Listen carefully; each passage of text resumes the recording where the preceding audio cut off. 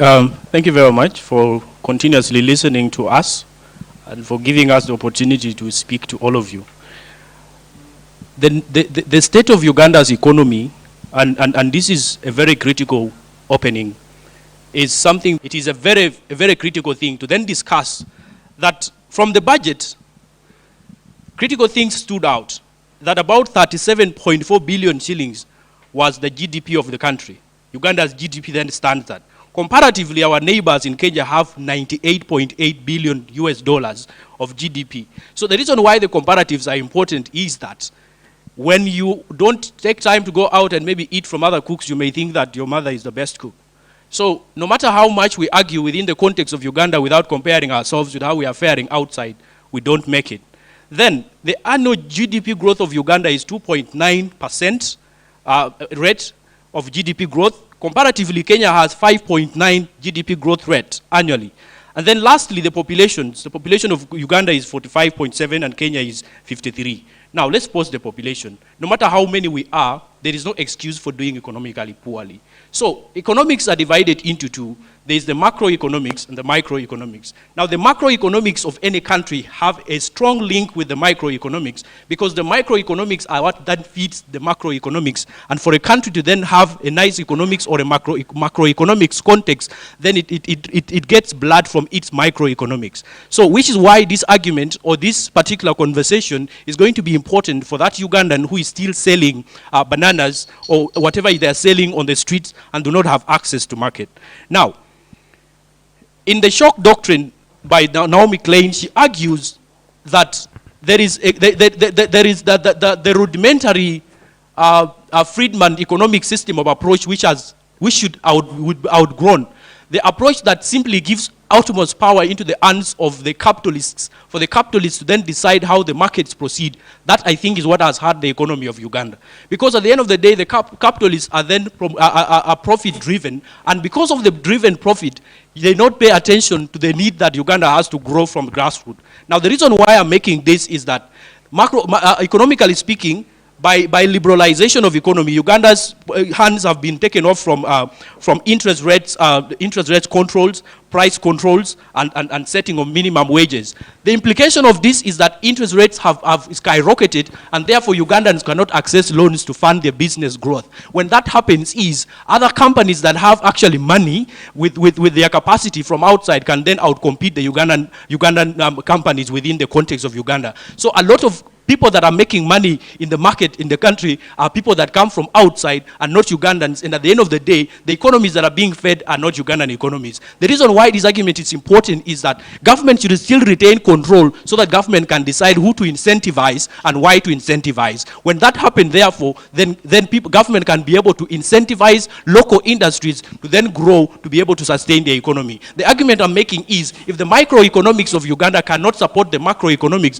then Uganda will do as poor as I started with in the global or regional context, as I just compared us with Kenya. So, interest rates as you speak are now 7.5%. If that is very high, how about that Ugandan who is struggling, starting their business to then be able to compete with the Googles of this world, to be able to compete with the Coca-Colas of this world? How does such a person then make it to the global market to then be able to make money for themselves and as by extension for the economy of Uganda? So, in my final minutes, the argument I'm trying to make is government should retain control over the economy so that government can be able to determine by policy and by policies like this, then which part of the economy to then incentivize for that to grow. And in a capitalist context, then we shall still be crippled as we are. In subsequent arguments, I will tell you why all these and more is important. For now, I'd like to listen to Edgar. Thank you. But, Mr. Moderator, I think for this discussion, we ought to understand different things in context, because we can't just debate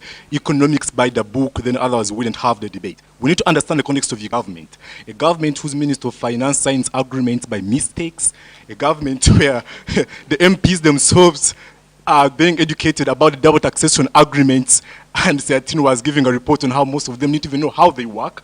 So there's a lot of need for sensitization for even the government officials themselves to understand how the economy works. So to leave the economy in such hands of individuals would be such a mistake. We can't go that way, Mr. Leister.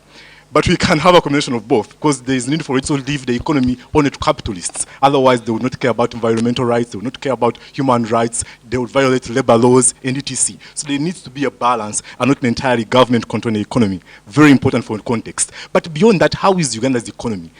Generally, I think it's poor. Everyone can agree to that. We have issues of rising prices. We have very many issues of some sort of lack of structures. You saw this last time when our trucks were stuck in Malaba, on that Malaba port, and we could not have to use maybe some sort of petroleum from our own reserves, perhaps because they are empty, and maybe the government may say otherwise. So there's very many different problems that exist, even structurally, that we need to address. The economy is generally poor. But most important, we need to understand that the context of this country is a country that is landlocked. This is very important, especially when you understand that in the concept of macroeconomics, that means the country doesn't just simply benefit from how Edgar here earns. You also need to have some sort of regional, backing and some sort of regional cooperation. It's why we have conversations on EAC. It's why we have conversations currently on the African Continental Free Trade Area, so that we can be able to have that sort of mass distribution, not distribution, but that mass, gathering of resources, so that can be able to compete. So it's very important in that context. Therefore, a country that is landlocked like Uganda, we ought need to interrogate its relations in terms of border and how it does trade. Remember recently, Kenya had banned us to have the exports when we're exporting maize and etc. on the issues of quality, right? Whatever that means we need some sort of quality regulation mechanisms, other in East African community, maybe for instance, so that you don't have these instances where your product cannot go to Kenya just because the quality is questionable. It's very important in understanding economics, because economics also matter and they come with quality. Very important sort of context. But beyond that, we need to also understand what is the other problem with the economy. The economy, I'll take it later. This is very important. I'll take it shortly. The economy also, we need to shift somehow to the night economy. This is very important. The night economy, since the recovery from COVID-19, let me just come to that later. The night economy is very important. I'm going to be expounding it on later, because the night economy is important for two reasons. One is that because of COVID-19, there is that sort of roaming where people are still caught up within those kind of... On control. Okay.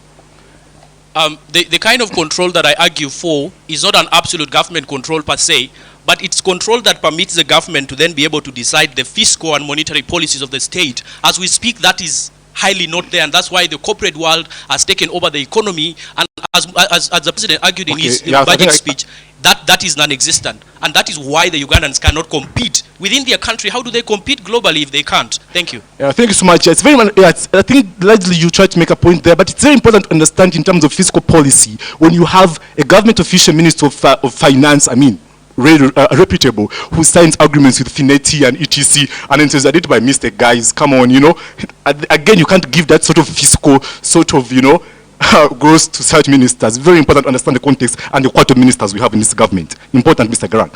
Now, on night economy. Night economy is very important because COVID largely disrupted it, right? Because of curfews and etc. and the recovery has been totally bad. But why does night economy matter? I think one of the officials from New York would testify, right? Because in New York, night economy contributes about $35.1 billion. That's the night economy. And when you come here, maybe in Kampala, that's where you find some offices operating up to morning, but mostly in cities like Mbarara and etc., major cities, people still close shops at around 5 p.m., at maybe 10 p.m. and etc.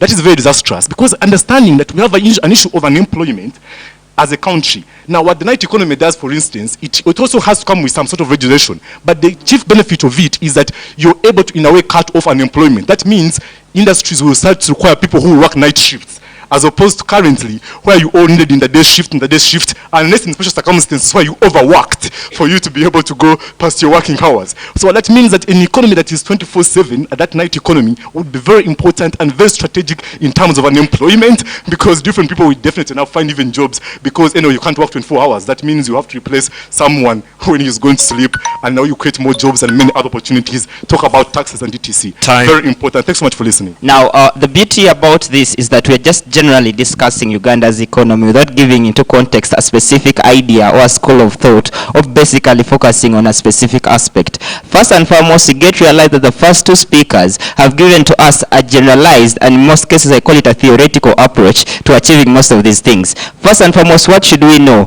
Yes, if we get to realize that Uganda's current GDP is at 37.4 billion, as my brother Garang said, but then we ask ourselves the question, of the 45.7 million, how many people contribute largely to the 37.4 million whatsoever GDP dollars of Uganda every year. You get realize that you have a normal distribution curve whereby the majority of the people in Uganda are living below the poverty line. That's why the president of Uganda will today state that we are about to achieve middle income status. Yet actually we are still having a unit GDP of $0.8. But then into context, you'll get realize that deep down the unit person, let me say omuntu wawansi in context, is at a GDP of around $0.4 per person. Now, moving forward, when I talk about Uganda's economy, we have to realize some of these things. That is, as of 2022, there are three key aspects or challenges that have affected Uganda's economy. One, COVID. Two, climate change. And three, the locust invasion. Why do I raise these three aspects in particular? It is because Uganda is entirely a subsistent kind of farming, and basically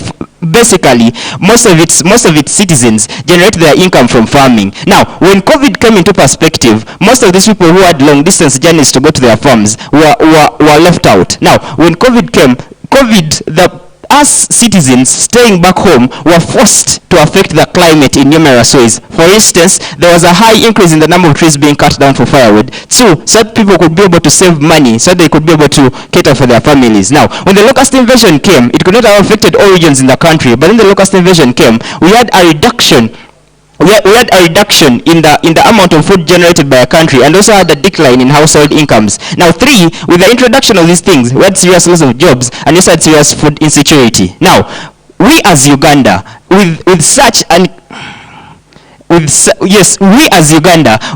economic standpoint, we ask ourselves the question that, yes, the budget was read this week, but then the context is, yes, I'll take the question. Since you emphasize on a sort of context, so to what extent, like to your analysis, you haven't told us how is the economic situation and how your things of climate justice in a way become a remedy or very important for this particular discussion. Thank you very much, Edgar. I would request we pay attention. Thank you very much. Moving forward, I stated that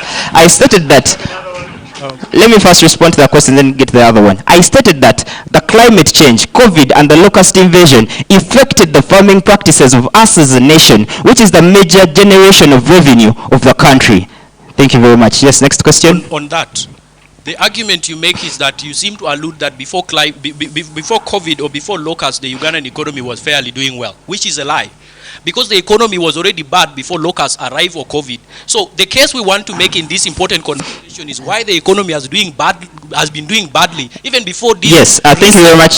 Thank you very much, Mr. Garang. I would like to clarify this, and I would like to request my fellow panelists to listen to every dot of word. As I stated, these things made the economy worse. I did not say the economy was good, and I don't want us to be misquoted. Thank you very much. Now, it was already a horrible economy, but these three issues made it way worse as it was before. Now the economic activity has a strategical.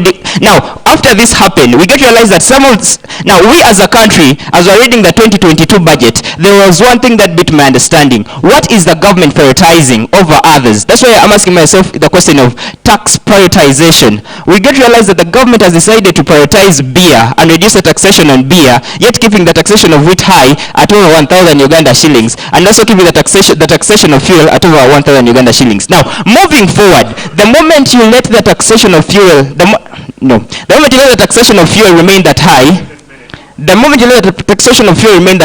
you're getting yourself into a fix whereby fuel affects all other economic activities at the end of the day. We can acknowledge that the current economic status of Uganda is very horrible, but then you cannot prioritize beer and reduce taxation on beer and leave the taxation of fuel, which drives almost everything, be it machine, vehicles, or any other aspect. Now, I'd also like to advise Mr. Edgar that you as an engineer, you get to realize that most of the companies you work in or dare to work in a shift of 3 shifts a day, 8 hours a shift. Now, it beats my understanding whereby we, instead of us encouraging other companies, most especially small scale companies or medium scale companies, to incorporate in such policies, yes, as I summarize, we get to be faced with the challenge of prioritizing only the macro companies. I beg to rest. Thank you very much. In 1971, when Idi Amin took over Uganda, he thought that one of the solutions to Ugandans was by expelling the Asians, because he believed the problem was the Asians. And when the economy was put in the Ugandans, we all know what happened. Currently, Uganda is facing inflation rates, which happens to be at 6.3. And of course, one of the most trading countries that Uganda tends to trade with is the US, experiencing an inflation rate at 8.6. Now, let me come back to the Ugandan economy. The Ugandan economy is characterized by certain fields. One, tourism, farming, revenue, trade, and entertainment. Now, definitely I don't agree with Edgar's Edgar's solution of the night economy as being a solution. The night economy cannot give us money, okay?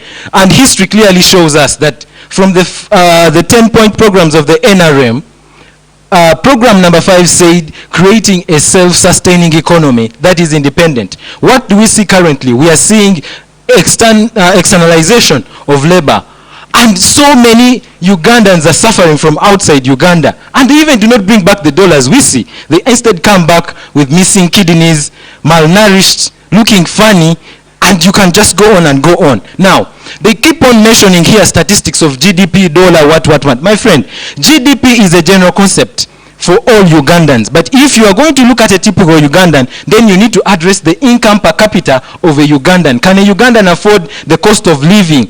Look at the standard of living of a Ugandan. Dear judges and panel, be keen. In 1990, if I am to extend it near, probably I will go with 2005, a basin cost 5,000 shillings and a bar of soap cost 3,000 shillings. Right now, a basin is 7,000 shillings and a bar of soap is 10,000. So you can see how dynamics are changing. We live in a country where most of the sections are privatized to actually foreigners who are given 100% profit repatriation. Foreigners who employ Ugandans and they are just paying penny wages and yet they work for so many hours. So we do not see the quality of lives of Ugandans expanding. Now, honorable judges, right now we have fuel prices. Those of you who have vehicles who are blessed by God, I'm sure it should be around 6,000 shillings. Honorable judges, I would want to bring to this debate what happened to the 400 billion that was supposed to address the standard gauge railway. I mean, why do we forget things so quick? Why are we so forget things so quick just like that? I mean, 400 billion for the standard gauge railway, it's nowhere to be seen. They are talking about rehabilitation. What are you going to rehabilitate at a time when fuel is at 7,000? I mean, we need some reshuffling of our minds. I'll take you shortly. Let me make this point and then you'll come on. Okay, fine. Please say. So, while it is very glamorous to tell us how badly Ugandans are doing, I think it is important that we appreciate the explanations behind why that is happening. Then you need to give me time and listen, because you wouldn't have made that point. I've got your point. Let me make my point. So the point is, lack of political will. In the last 36 years, what have we seen? The NRM government came with something called the Structural Adjustment Program. It came with the Bonaba Gagawale. It came with the NADS program. Shortly, let me make my point. I will accept you my respect. Okay, please go. Yes, moving forward, you talked about privatization. You as a panelist, do you believe privatization is a bad thing? Privatization is good for an economy that can sustain development. Ugandan government and the policies which are in place do not sustain development. Clearly, look at the informal sector. What solution is being provided? Look at the employment rates, okay? Why can't incentives be provided for the informal sector so that at least the normal Ugandan can earn something at the end of the day? Why can't the formal sector be subjected to certain taxes? I mean, one of my brother here said that the corporate world is one of the solutions of Ugandans. I would want to ask my co-panelists and put it to the judges that who owns the corporate world in Uganda? I mean, 90% are foreigners. So when you come here and you speak something that you're not clear about, let's go with reality instead of just making fallacies that you cannot defend. Now, I would want to give the political will. In the past 36 years, I happen to be in my sweet 24s. But I have never seen a change of government. So when you come here and you say that we need to talk about government, I do not understand what you're saying. Yet the current president says that actually the past government should be criminalized for the effects that we are facing right now. I think there is something that needs to be worked on. Now, look at the consistency of the security budget. Okay? Does it reflect economic development, or it's just the welfare operations for certain institutions in Uganda? You know, there is one man who said that stupidity is doing the same thing, expecting different results. That is the Ugandan government, and it needs a reshuffle. If we can't fix the politics, we can't fix the economics. Thank you. The reason why we still have some of these things, is because the government thinks it can provide the money for the Ugandans. But we have brilliant minds that can actually work out solutions for themselves. It's not a thing that government must give us monies in despite of the parish development model, and you think development will just come naturally. I mean, that's a fallacy. It's more of a political welfare appreciation. I say, thank you so much for voting the NRM in power. I don't mean to be political, but let's speak reality. Because there is no way you're going to expect a parish chief to be with a diploma, yet for one to go to parliament, just needs senior 6 enough. We need to be a little bit critical when we are discussing some of these issues. Now, the mistake that government makes in terms of industrial actions is because it does not get a holistic, transformative solution. Because there is no way you can focus on one mind and you leave out the other. Take for instance, one of the reasons why the teachers, the allied nurses are striking is because a lot of money was mismanaged during COVID-19. We do not understand how much money was spent on buying vaccines. If you ask any of the panelists here, how much did Uganda spend on buying vaccines, other than the donors that we received, you may not get the figures, but money was spent. I heard the president say that we are making a vaccine. I do not understand. Is it Covidex or Covilis? So we really need to be a little bit critical in some of these things. The reason why Ugandans do not have money, it's because the very government has made it difficult for Ugandans to have money, has subjected them from tax after tax. And because of these excessive taxation policies that we see, Ugandans still remain broke. They cannot afford life. You get. So you even find that a person who is qualified cannot contribute tuition for his child. Why? Because of excessive expenditures of the executive. I mean, look at how much is spent on the gowns of the judges. Just look at that. Look at the allowances of MPs. How do you expect that to be translated into the local man down? So clearly, the budget looks to be a theoretical paper of improvements, but the local man down there is not going to benefit from it. Why? Because there is just this mindset that, you know what, you have to work for it. The minister said you have to work for it, but where are you going to work it from when you are failing to give me peanuts that you're actually subjecting to taxes at the end of the day? Now, let me come back to the industrial action. My brother here had so many statistics which were good, GDP, and he actually forgot that for a normal Ugandan, we should be considering the income per capita. If the man can actually earn a good life, can he actually buy sugar at the end of the day, or can he buy salt at the end of the day? But times have changed. So when times change, that means we need to get new techniques of trading. One condition, just to critically put to the panel and also inform the panel, Uganda intends on trading or making direct flights to London, but a person in Uganda cannot have a direct flight to Jinja or even Mukono. So what are you talking about? Okay, you have failed to get a market in South Sudan or in Kenya, and you expect to trade with the US. You want to trade, you have failed to make trade relations with Congo, but you cannot, and you're imagining you want to trade with London. I mean, the government will just continue benefiting and there will be no money in the economy. Thank you. Let's move on to the other Titus in Ngabirano, representing Busitema University, to come and answer the same question about why we have income inequalities and erosion of workers' power.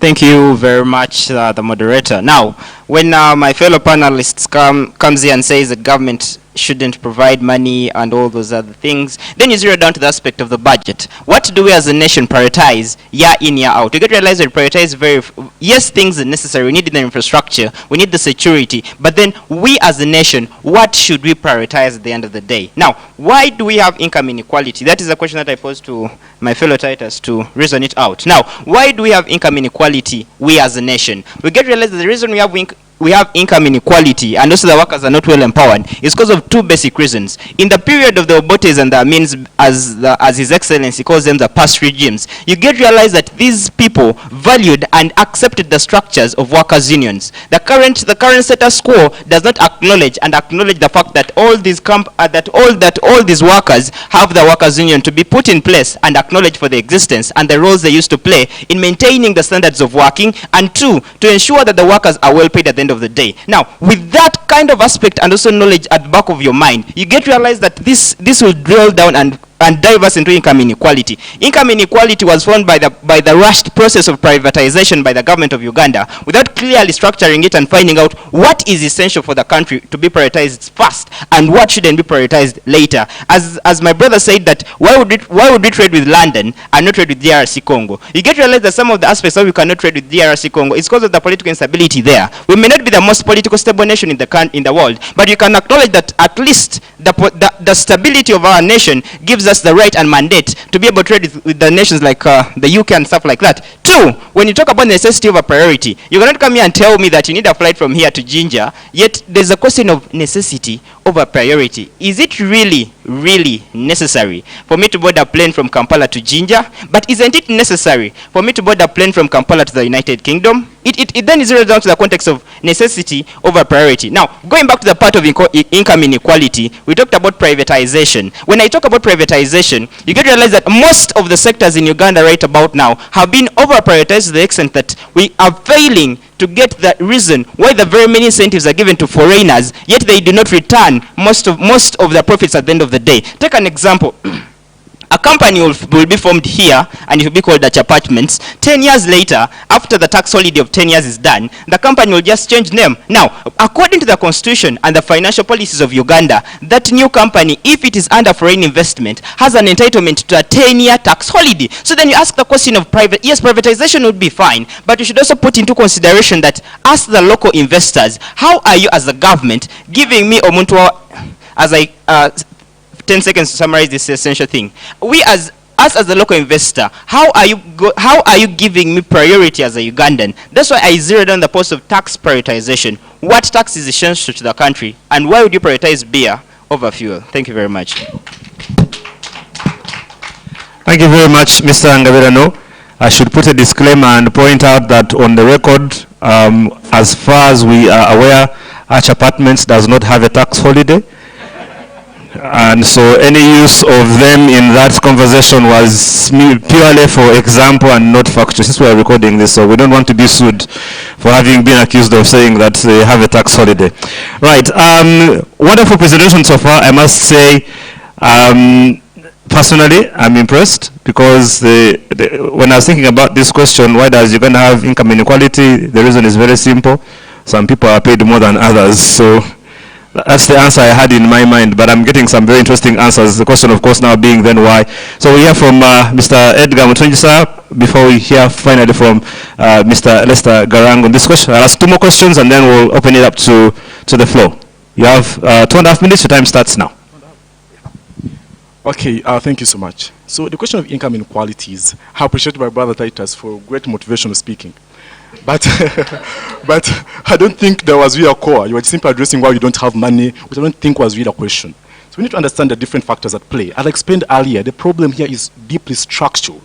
That's why even before COVID, even before all this, we still had these problems. So they're not just some picky things and just mentioned. So very important. Then what are the problems? Number one is that we ourselves have lost value in the fellow Ugandans. That's why in a question of like incentives and ETC, we give foreigners and ETC, but the Ugandan rate at which we give them incentives is bad.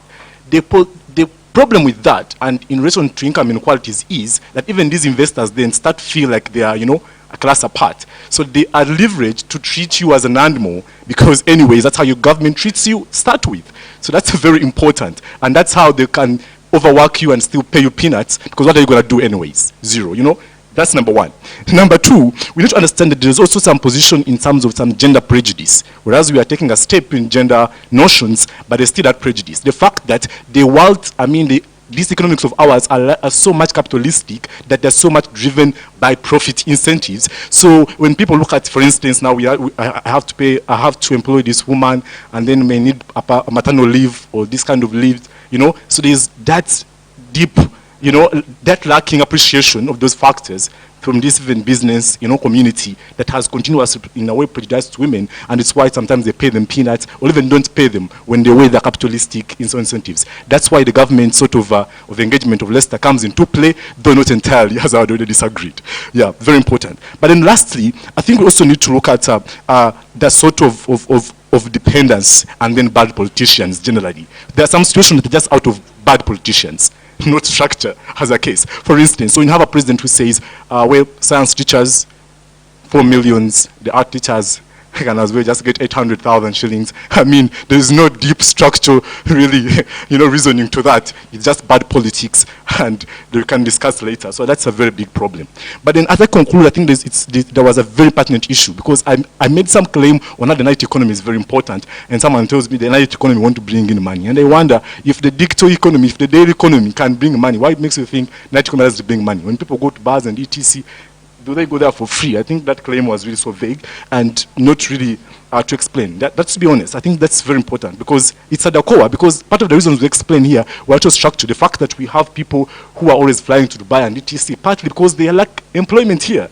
What that means, we ought to revolutionize our economy to go from that basic one that you're used to, wake up early in the morning and then by 5 hours to go back to bed, and be able to create that other addition. It's almost like a double economy, so that you can even double the number of employment. It's very important when understanding the principle. Thank you. Thank you very much, Mr. Mutungisa. Finally, we'll have Mr. Leister Garang come and tell us why he thinks we have these income inequalities and erosion of workers' power.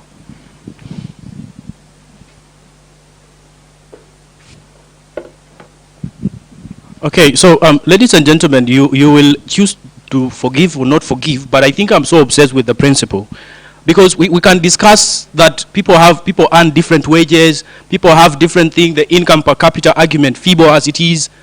But what is the basic principle why there exists income inequality, or why other people earn higher than others? And that's what we need to pay attention to, because if that principle is solved, then the rest of the thing will become automatic. So what is the principle? If government loses control on deciding how much who is paid, there is a fundamental problem, because what then happens is we fail to then be able to set a minimum wage for people and say we cannot pay people below this. So you can decide that you can pay an Edgar for driving for 8 hours a day and you pay him 50,000 because that is what you want to pay him. If he speaks, you will threaten him with firing and losing their job. In this hustle economy where getting a job is very hard, an Edgar who earns 50 for riding for 8 hours will settle for that 50, and that is how people earn differently from others. The argument therefore is government needs to then retain the power again to define some of these economic policies. The absolute privatization and liberalization of the economy is the fundamental and the principle that I argue that we need back.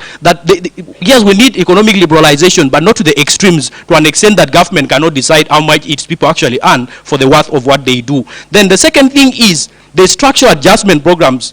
This policy of the IMF that started over 20 years ago is a thing that we need to pay critical attention to, because what that does is it then forced governments to then structurally scale down on their public employment, that you reduce and you privatize a lot of, or outsource a lot of would-be government provided services to the people, so that the private sector provides them. What that led to is that a lot of people lost jobs in the government, and then they cannot get the jobs in the private sector, and at the end of the day a lot of people remain unemployed. So the reason why the structural adjustment program were a loss to the developing world and to Uganda in the particular context is that a lot of Ugandans lost their jobs because there was this policy of the IMF to force you to reduce on your public employment, reduce on the people that work for the government, so that the government can privatize some of its provided services, and that is what led to underfunding of the service provision by the government. And that's why the government cannot fund education as it should, cannot fund health as it should. The implication of that is that so that it allows for the private sector to then come in and provide these services at a very high cost that Ugandans can't afford, and then paying Ugandans meagerly so that people earn differently. This is the principal understanding for why there exists the difference in people's earnings, and that is where all these issues can come in. So if you cannot solve the principle, then you don't exist. Then on the second part of it is that the disempowering of workers. Again, we need to understand that the first thing that happened is workers were vilified. They were treated as threats to government, and right now workers' unions don't exist, like Titus argued, and that's where the problem started from. Thank you.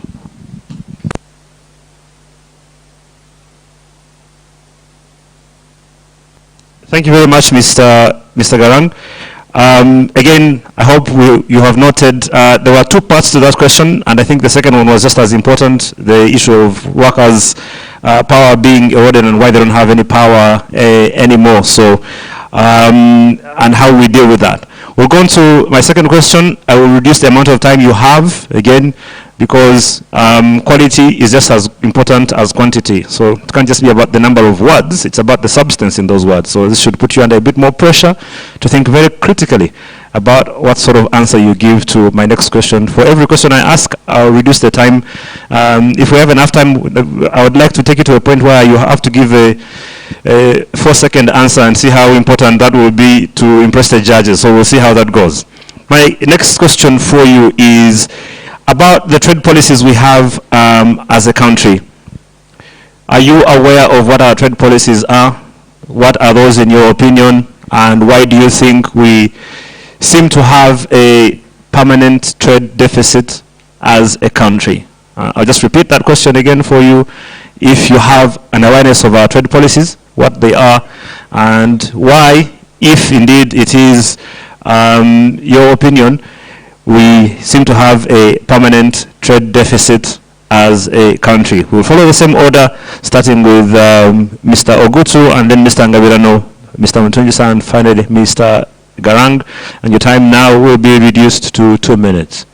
The last part of the question is about our trade deficit and why you think we are perpetually nursing a trade deficit. So we'll start with you, Mr. Ogutu. You have 2 minutes to answer this question, and then you'll pass on the microphone to Mr. Ngabirano, then to Mr. Mutungisa, and finally to Mr. Garang.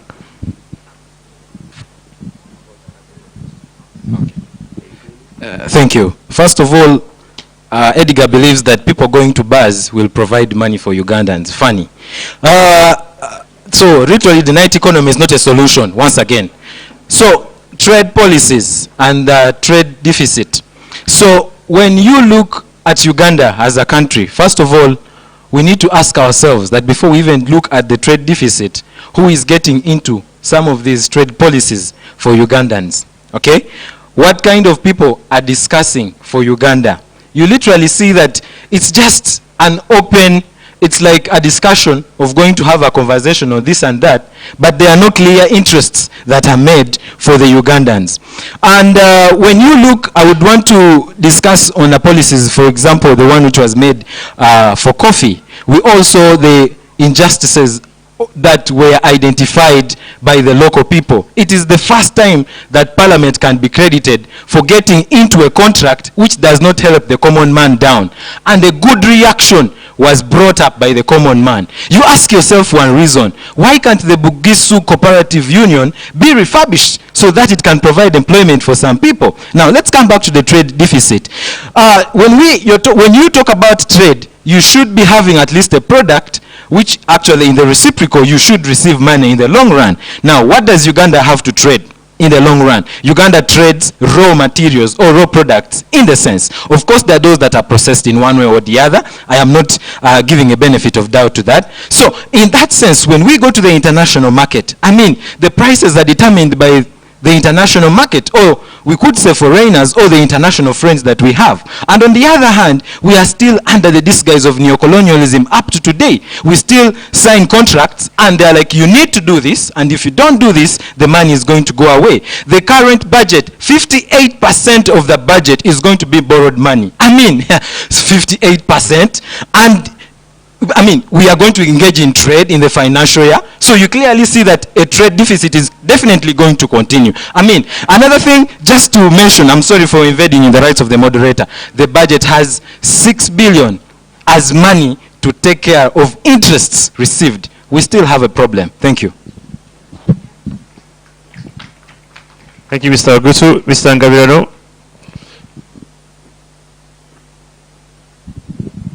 Thank you very much, the moderator and my fellow panelists. But this is just a quick one to Mr. Garang, that we as Uganda, we have the public salary structure. If you're a high school teacher, you don't expect to earn the same amount as an MP. If you're U5, you cannot earn the same amount as M3. So the salary structures are there and well stated for public office, but then the government cannot justify the money they can give, the salaries a private entity can pay, because some of these entities have to wait for profits in order to justify their salaries. Moving forward to the question posed to me by the moderator, what are Uganda's trade policies? Now, funny enough, we have the internal and external trade policies that we are affiliated to. to. I want to just mention 2 or 3. Now, the internal trade policies, and I want to focus on those that affected Omuntu Wawansi, that is a common Ugandan. That is the sugarcane. Now, the sugarcane policy, I think of around 2008, made us Ugandan farmers at the lower level have to sell our sugarcane to a middleman at a lower price, who would in turn sell this sugarcane at a much and abnormal profit to the end use, to the companies. Now, these policies incorporate in parties, and so did the coffee policy of around 2006, if I'm to be guided. That was the first coffee policy. You can realize that these policies incorporate middlemen, and these middlemen are private entities that are not well regulated and well guided at the end of the day. Now, my brother, Mr. Ogutu Titus, said that 50% of the budget is borrowed. Yes, we can justify that by also saying that also I think 17.7 billion of that very budget is to clear debt. Now, we as a nation do not have the capacity to accommodate 100% of our budget. The faster you understand the economic stand, the faster you will live and abide by it. Now, the trade deficit, I want us to understand the definition of trade. Trade is the selling and buying of goods, and I stand to be corrected. Now, we as a country, what do we sell and what do we buy? Are the things we buy priority? Are the things we buy as a nation really, really necessary? Because ask yourself the question, we don't have oil, we have to buy the oil. And the things we are selling, the reason why we are having a trade deficit is because of one major reason. The quality of the products released by our Ugandan market are so under par that some of these products cannot compete favorably on the job market. And this is just like a hint that I think we should note down. Yes, the international market justifies prices, but the price of a fish, the gallbladder on the international market is 1.5, but the Ugandan market is 800,000. Why is it that way? Ask yourself the question. Thank you very much. Thank you, Mr. Ngabirano. We'll go to Mr. Mutungisa to tell us about your knowledge of trade policies and why you think we have a permanent trade deficit.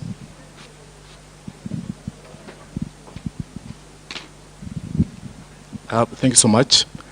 So I think trade policy comes in 2 aspects. 1, locally. 2, can be global, can be regional. The whole point is that trade policy is never just about one country. It also has to bring in other factors. Why that is important then is, in terms of trade policy also, it's important that when you bring in other factors than other countries, the issue of integration and how interconnected you are matters. That is why so far you can travel, for instance, the travel document our government has through the negotiations, I think, of the former Minister of Trade, I think it was Mr. Chambade. You know, so you're able to travel to COMESA, able to travel to East African community without need for visa. That's first stage. Sorry. Yeah, so that's very important. Why that's very important as a trade policy is that then you're able to have larger market access, which is critical. However, now that larger market access cannot be that important if you have no product you bring to the table. It's more like when you just go in and you just, yes, you have the access in there, because even those commercial countries, for instance, also have the same access to us. So in most cases, one who has the best products that perhaps have the biggest value sort of addition will most likely benefit from that sort of an integrated kind of an economy. That's why then it's very important and critical that we develop the quality of the products we have to start with, but also vis-a-vis the kind of demand they have from that global setting. But also in that particular, there's a very specific component that the government itself has a role to which it must walk the talk. So the extent that you don't tell people that buy, for instance, Bubu, buy Uganda, build Uganda, when you as the government yourself, you're importing things and everything you do, even starting from the basic furniture. So to that extent, there's no incentive for me to even develop a good product, a good chair here, because I know you want to go anywhere.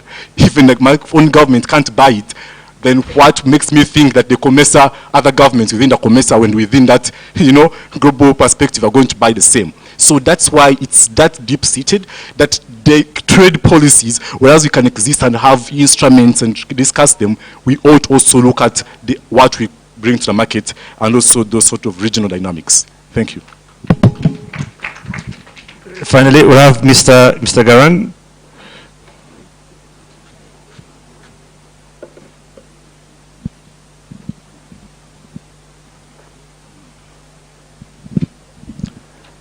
Thank you once again. So, at the end of the day, whatever policy, because there's a plethora of policies, trade policies, but at the end of the day, the policies are aimed for 2 basic reasons. One of them is to increase exportation so that you have a competitive balance of payment position. Then second is to increase on FDIs or foreign direct investments within Uganda. Then at the end of the day, with these two principles, whatever policy would zero down to these two. So I'll tell you why these two policies in the context of Uganda are problematic, and why then, if we want to progress, we should improve them. Then first, on increase of exportation, you must be able to then have an internally built industrial context within which goods are produced, like Edgar argued. If you can't exist in the context where if you have nothing to sell, so there must be an industrial base where things are produced, then they can then be sold, then for you to then have a favorable balance of payment position. That does not exist. Secondly, Uganda claims to actually create an environment for FDIs, but an authoritarian environment that restricts movement and access to things like internet does not promote FDIs, and that then again, it becomes hard for Uganda to have what to sell. On the second part, the persistent trade deficit. One, there are weak policies that incentivize local manufacturing, like I talked about. There are no policies that are intentional in place in making sure that the local industrial base is developed to then produce goods that then can be sold for you to have a favorable balance of payment position at the global context. The second thing is there is a very open inlet policy that allows all goods to then come into the economy to then outcompete the local goods. So if all goods can come into the economy of Uganda, the 47 million Ugandans then are able to buy phones from China. So whatever industry in Uganda that would then venture into the same thing has already by default been outcompeted and cannot even stand up to compete in that context. So there should be policies that limit how many goods come into Uganda so that the industrial situation can then develop. Again, finally, necessity is what creates innovation. So if it is not necessary to make Ugandans innovate, then they will keep buying iPhones and we cannot produce our own phones. Thank you. Thank you very much, Mr. Garang. I would definitely love to see the day when Uganda is able to make iPhones. It would be good if we could start by being able to make our own toothpicks, though, because I think we're still importing those from China, if I'm not mistaken. So maybe we start with the toothpicks. That would be a good place to start before we can think about iPhones. Right, next question. And again, I'll reduce the time a little bit just to put you under pressure. Make sure that you have your brain switched on. So I'm going to cut your time to 1.5 minutes because I also want you to be able to go through my questions and then open it up to the rest of our house audience to ask you some questions because they do have some for you. Next question for me is about something that was mentioned by one of you, an announcement or pronouncement that has been made recently by our president, the fact that Uganda now is a middle-income country. Do you believe that? Is that a premature pronouncement? What's your take on that? In a minute and a half, we'll follow the same order: Mr. Ogutu, Mr. Mutungisa, Mr. Ngabirano, Mr. Mutungisa, and then finally Mr. Garang. So, Mr. Garang, starting with Mr. Ogutu, are we a middle-income country? Well, we have been pronounced as a middle-income country. Do you agree? And if not, why not?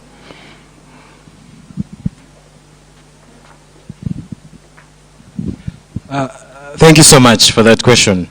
A middle-income country, no. The reason is that we are a middle-income country for the international guys to see that, yes, we are. But internally, deep down to the rural man, we are not. And even if to answer the president, let me look to the camera, for how long can we sustain that comment for 2 years? Because that's what the World Trade Organization says, that if we are a middle-income country, we should be able to sustain the same figures for 2 years. Thank you so much. On point, thank you very much. We'll move on to you, Mr. Ngabirano. Have we prematurely announced middle-income status? What are your thoughts on that? Yes, thank you very much, moderator, and to my fellow panel for being very engaging. First and foremost, there is what they call a hypothesis and then reality. Now, I can come here and say I have a PhD, but then the question is, it will now zero down to a person out there to ask where, when, and how. Now, when the president comes and tells us that we have attained middle income status, you as a citizen of the Republic of Uganda, do you really feel that, be it statistically, be it economically, be it even politically, though it's not even an aspect of middle income status, have we really reached there? Have we really attained middle income status? And definitely the answer is no. The funny bit about His Excellency's report is that Prior, 1 week earlier, the new vision stated and gave us a detailed explanation of the current economic status quo of Uganda, and stated that we have a long way, even as the target of 2026 was set that we shall attain middle income status in 2026. We shall not be able to attain middle income status by 2026. Therefore, I pose the question to the legislators and also His Excellency that yes, the possibility of attaining middle income status is there, but then to zero down to the right governance, the right policy implementation, because some of the policies we have as a country on paper are very beautiful and very attainable, but then the aspect of implementation makes some of the policies that we intend to put in place not be achievable by the end of the day. Thank you very much. Thank you. Mr. Mutungisa is up next. Have we prematurely announced middle income status as a country? Okay, thank you so much. I think I would have bought that argument if she was coming from a trustable person.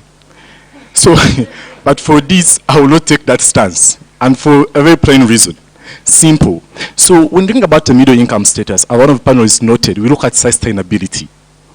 We look at the sustainability. We have a country where previously we had a debt of almost 60 trillion something for the budget. Now the debt has increased.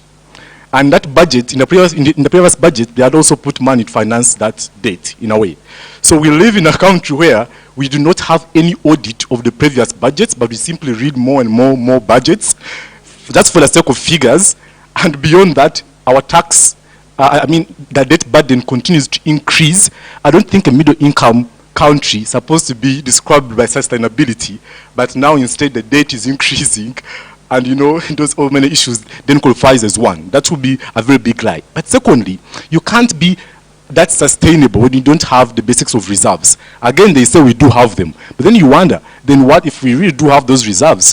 Why would that scenario here at Malaba border take us all that long? But also the importance of these reserves, especially in the context of rising prices, is very important, because even the US itself, whereas it lies globally, largely on things like petroleum products, they have reserves that can last them 50 years of oil in the US. Here here for Uganda, I can't tell, but from the experience we had just for that Malaba saga, it seems we don't have any. So a country that then can say we are middle income ought to have such structures in place that even if there was a drought, Uganda can push itself for 3 years because it has food reserves. That even if the prices globally of oil, increased, that Uganda, because of its reserves, they have enough oil to take them for 5 years. Then that would say, yeah, we are getting stable and perhaps we're in middle income. Without all those indicators, that man is lying. I must put on the record for the camera that those views are those of Mr. Mutungisa and not mine or CCG for that matter. My underwear is not metallic, so yeah. Let's move on. Finally, we'll hear from Mr. Garang to tell us if you think indeed middle income status pronouncement has been premature by the government.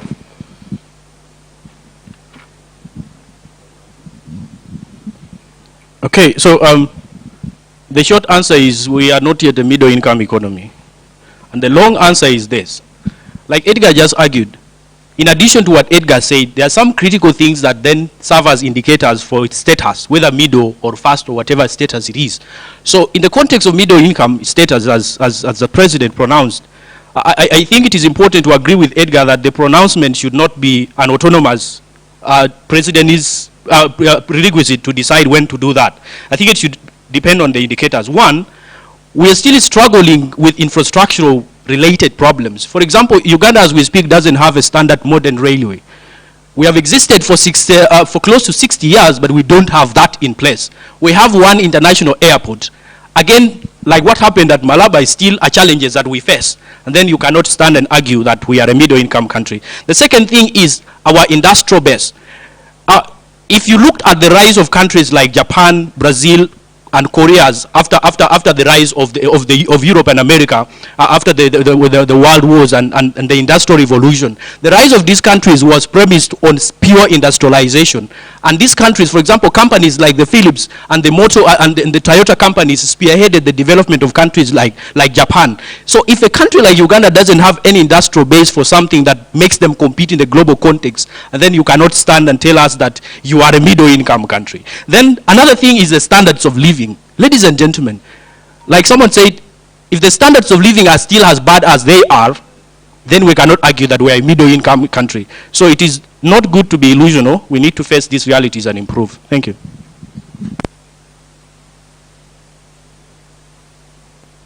Thank you very much. You reminded me of a story I was reading actually this week. There's a small country, well, it's not even, depending on who you listen to, it's a country or not, called Taiwan, which if it went under, the entire world would come to an entire standstill, because half the chips in the entire world come from that very small island. And so because of that, they are so important that no one can even say anything bad about them from either side. They are that important. So just an interesting fact there. Right, let me ask one more question, and then I will open it up to the House to ask our panelists some question as well. We know that education is key for any country, and that this is something that most civilizations will hinge their development on, especially for development. In terms of your assessment of education in Uganda, how do you think we can be able to attain educational justice in Uganda, if there is none? I'll repeat that question for you.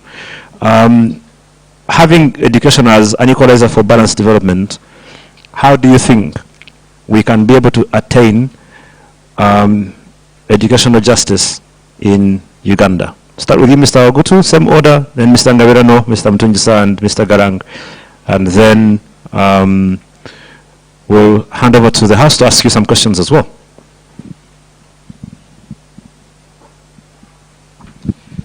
Thank you so much once again. So education is something important for everyone, and that translates into the kind of contracts that this country gets into as well. Because without a good education, you can't be able to contract with other people that claim to be with better technologies or advanced in terms of equipments. Now, when you look at the structure of Uganda's education system, it concentrates more on passing out students, if I'm to lower it down. It doesn't look at the nature of product that is coming out, but it looks at, has the child finished? For example, you look at the USCE programs which are put in place. The president was complaining of recent in his speech, but I mean, education is now expensive in one way or the other, and probably is one of the reasons why it is expensive. So education is important in the sense that it broadens on the sense of knowledge for a person to participate in. So when we look at our institutions as well, we need to look at what is being given to the students. Can it transform the society as well, in terms of economics, in terms of politics, in terms of socially? Because in one way or the other, that's how we are going to see industries coming up. In one way or the other, that's how we are going to get innovators coming in place, and etc., etc. So in one way or the other, education is important, but the structural differences that exist today make it so hard for people to come out as elite products. I don't say that we do not have elite products. I mean, you can see from the panel. Thank you so much. Same people who enslaved us anyways. So we cannot trust it that it would match up the standards. Whatever that means, that we need to have an education system that is largely influenced by our own factors here. One that solves the problems that are within this society. So for instance, when you understand that you have issues of stroke in a country, then you start developing things like stroke detection mechanisms, as in the earlier discussions, we had discussed. But beyond that, we also need to look at the issue of access, as we had argued in the morning for the rights, so that for us to have educational justice, as justice demands, then there should be some form of access, that everyone can access it. So that means also need to think in the future. If the idea then is that you are going for the fourth industrial revolution, then the question is how prepared are we to that extent that we can have our kids compete in that digital sort of education. Very important, but also not forgetting the question of gender mainstreaming, because justice has involved everyone, just like how the second motion for the debate was. So there are very many facets of to look up, but yeah, briefly. Thank you very much. Finally, Mr. Garang, to come and tackle this particular question as well, and then we'll open questions up to the House, and I'll give you some basic instructions on how we're going to do that in just a moment. So, educational justice. I think the most basic of the term, educational justice, is if we are able to give everybody equal access to education and then be rewarded at the same level for the same education they have acquired, we shall have attained educational justice. Now, why isn't that happening in the status quo? Two things. One, education has been greatly commodified. That it is a transactional commodity that you can actually craft and sell to those who can afford it, then they buy it at exorbitant prices, like the cost of university education in Uganda, we all can attest. The student from the Ugandan Christian University, without any form of malice, can attest to this, and many other private universities. So that alone has to first, we need to decommodify education so that people can access education. The other thing is, at a time when many people cannot afford education because it is expensive, but can actually acquire skills that would be taught in a university context or a school context, why wouldn't we accredit those people? And this is a very unique aspect.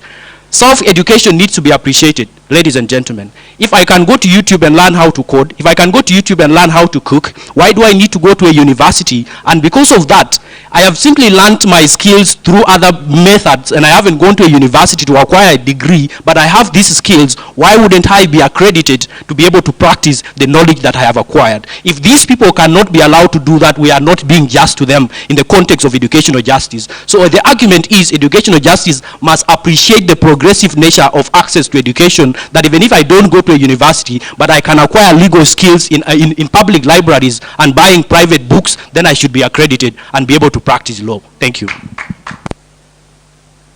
Thank you very much, Mr. Garang. I would dare put it to you that Dr. Kamunyu might have an issue with that, because how do you measure that you've actually studied anything on YouTube, right? It becomes a bit of a challenge, I think, but maybe something worth thinking about, because I have learned a few things on YouTube. I can now boil eggs perfectly well.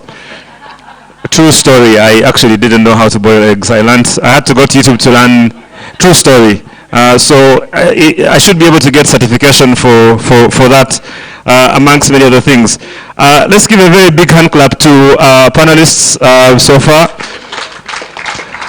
I will only speak for myself in saying that if every 20 to 24-year-old speaks and thinks the way you do, then this country does have a future. And I think that none of my judges will disagree with that. Unfortunately, I also I'm scared that I see a lot of your compatriots and the way they live their lives is, we need to empower you to go and mentor them a little bit, but we definitely obviously have hope. Which is why I want to give an opportunity to your peers now to get into this discussion. Before that, though, I did want to ask my three closest judges, to Joseph, to Brian, and to Doctor, if you just don't mind me intruding, especially on this particular question, because it triggered something in my mind. I would just like to know, what primary school did you go to and where is it? St. Joseph's in Nagongera. St. Joseph's in Nagongera. Does it still exist? Yeah. Okay. Except? No Division 1. No Division 1. What did you get in P7? P7. Yeah, do you remember your grade at the time? Yeah. I was the best in the district. Best in the district. We shall take you at your word. Yeah. And the third best in the sub-region. Third best in the sub-region. Best 10 in Mwiri. Among the best 10 in Mwiri. Sitting with the best people from Uganda. Sitting with the best people in Uganda. Right. No, not not anymore. Mr. Chonot, what primary school did you go to?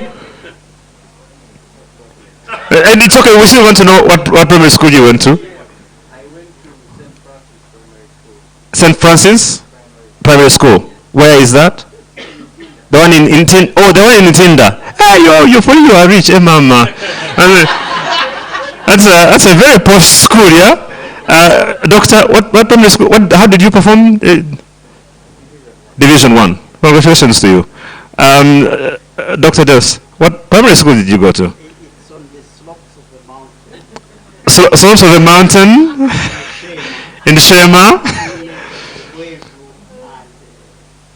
between Buweju and Shema, which at the time I'm sure was Bushenyi district as one district at the time. It was primary school. Right now there's no grade 1. No grade 1 now. What school is it? What's the name of the school? Rest assured I was the priest. Dr. Deos, as far as was the best. What's the name of the school? It is called St. Claret Primary School. It used to be Nyabwina Model Primary School. Nyabwina Model Primary School. Yeah, so it's changed. Changed the names. I don't know what it is. Right. So I should. But it was the best. It was the best. Right. But now. So. First of all, I should point out that my father used to berate me. I used to be very good at math. I was top of my class from when I was in P1 until P7. If I came second, I would cry and be disappointed. And so I used to be clever. I'm not sure if that has still remained the same, but I used to be very clever. My dad used to berate me for not doing too well in math. If I got a 75, he would be unhappy because he knew I could get an 100. And he would keep saying, I used to be top of my class, I was best.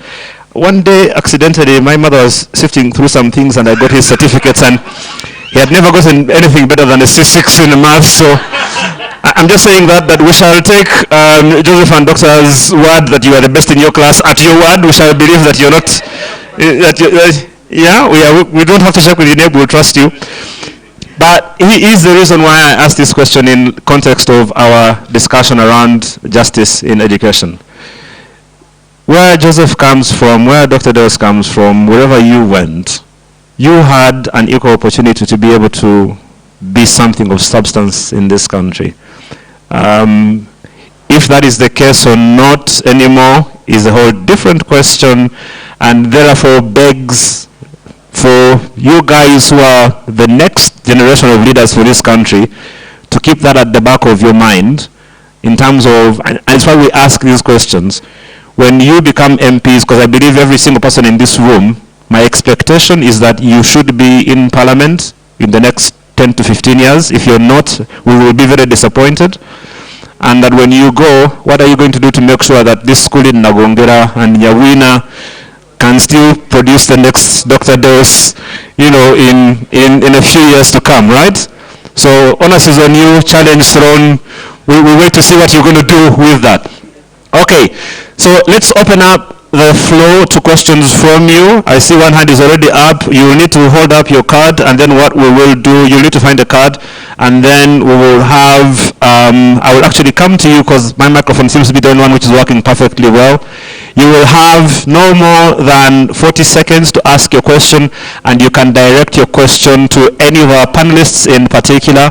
We'll take as many as we can before we allow the judges to deliberate and give us a winner. I know we are not too okay on time, and I'd like us, in the spirit of our mission and vision, to be able to keep time. So I will be systematic in terms of following the order. I will start from here and then come back to you.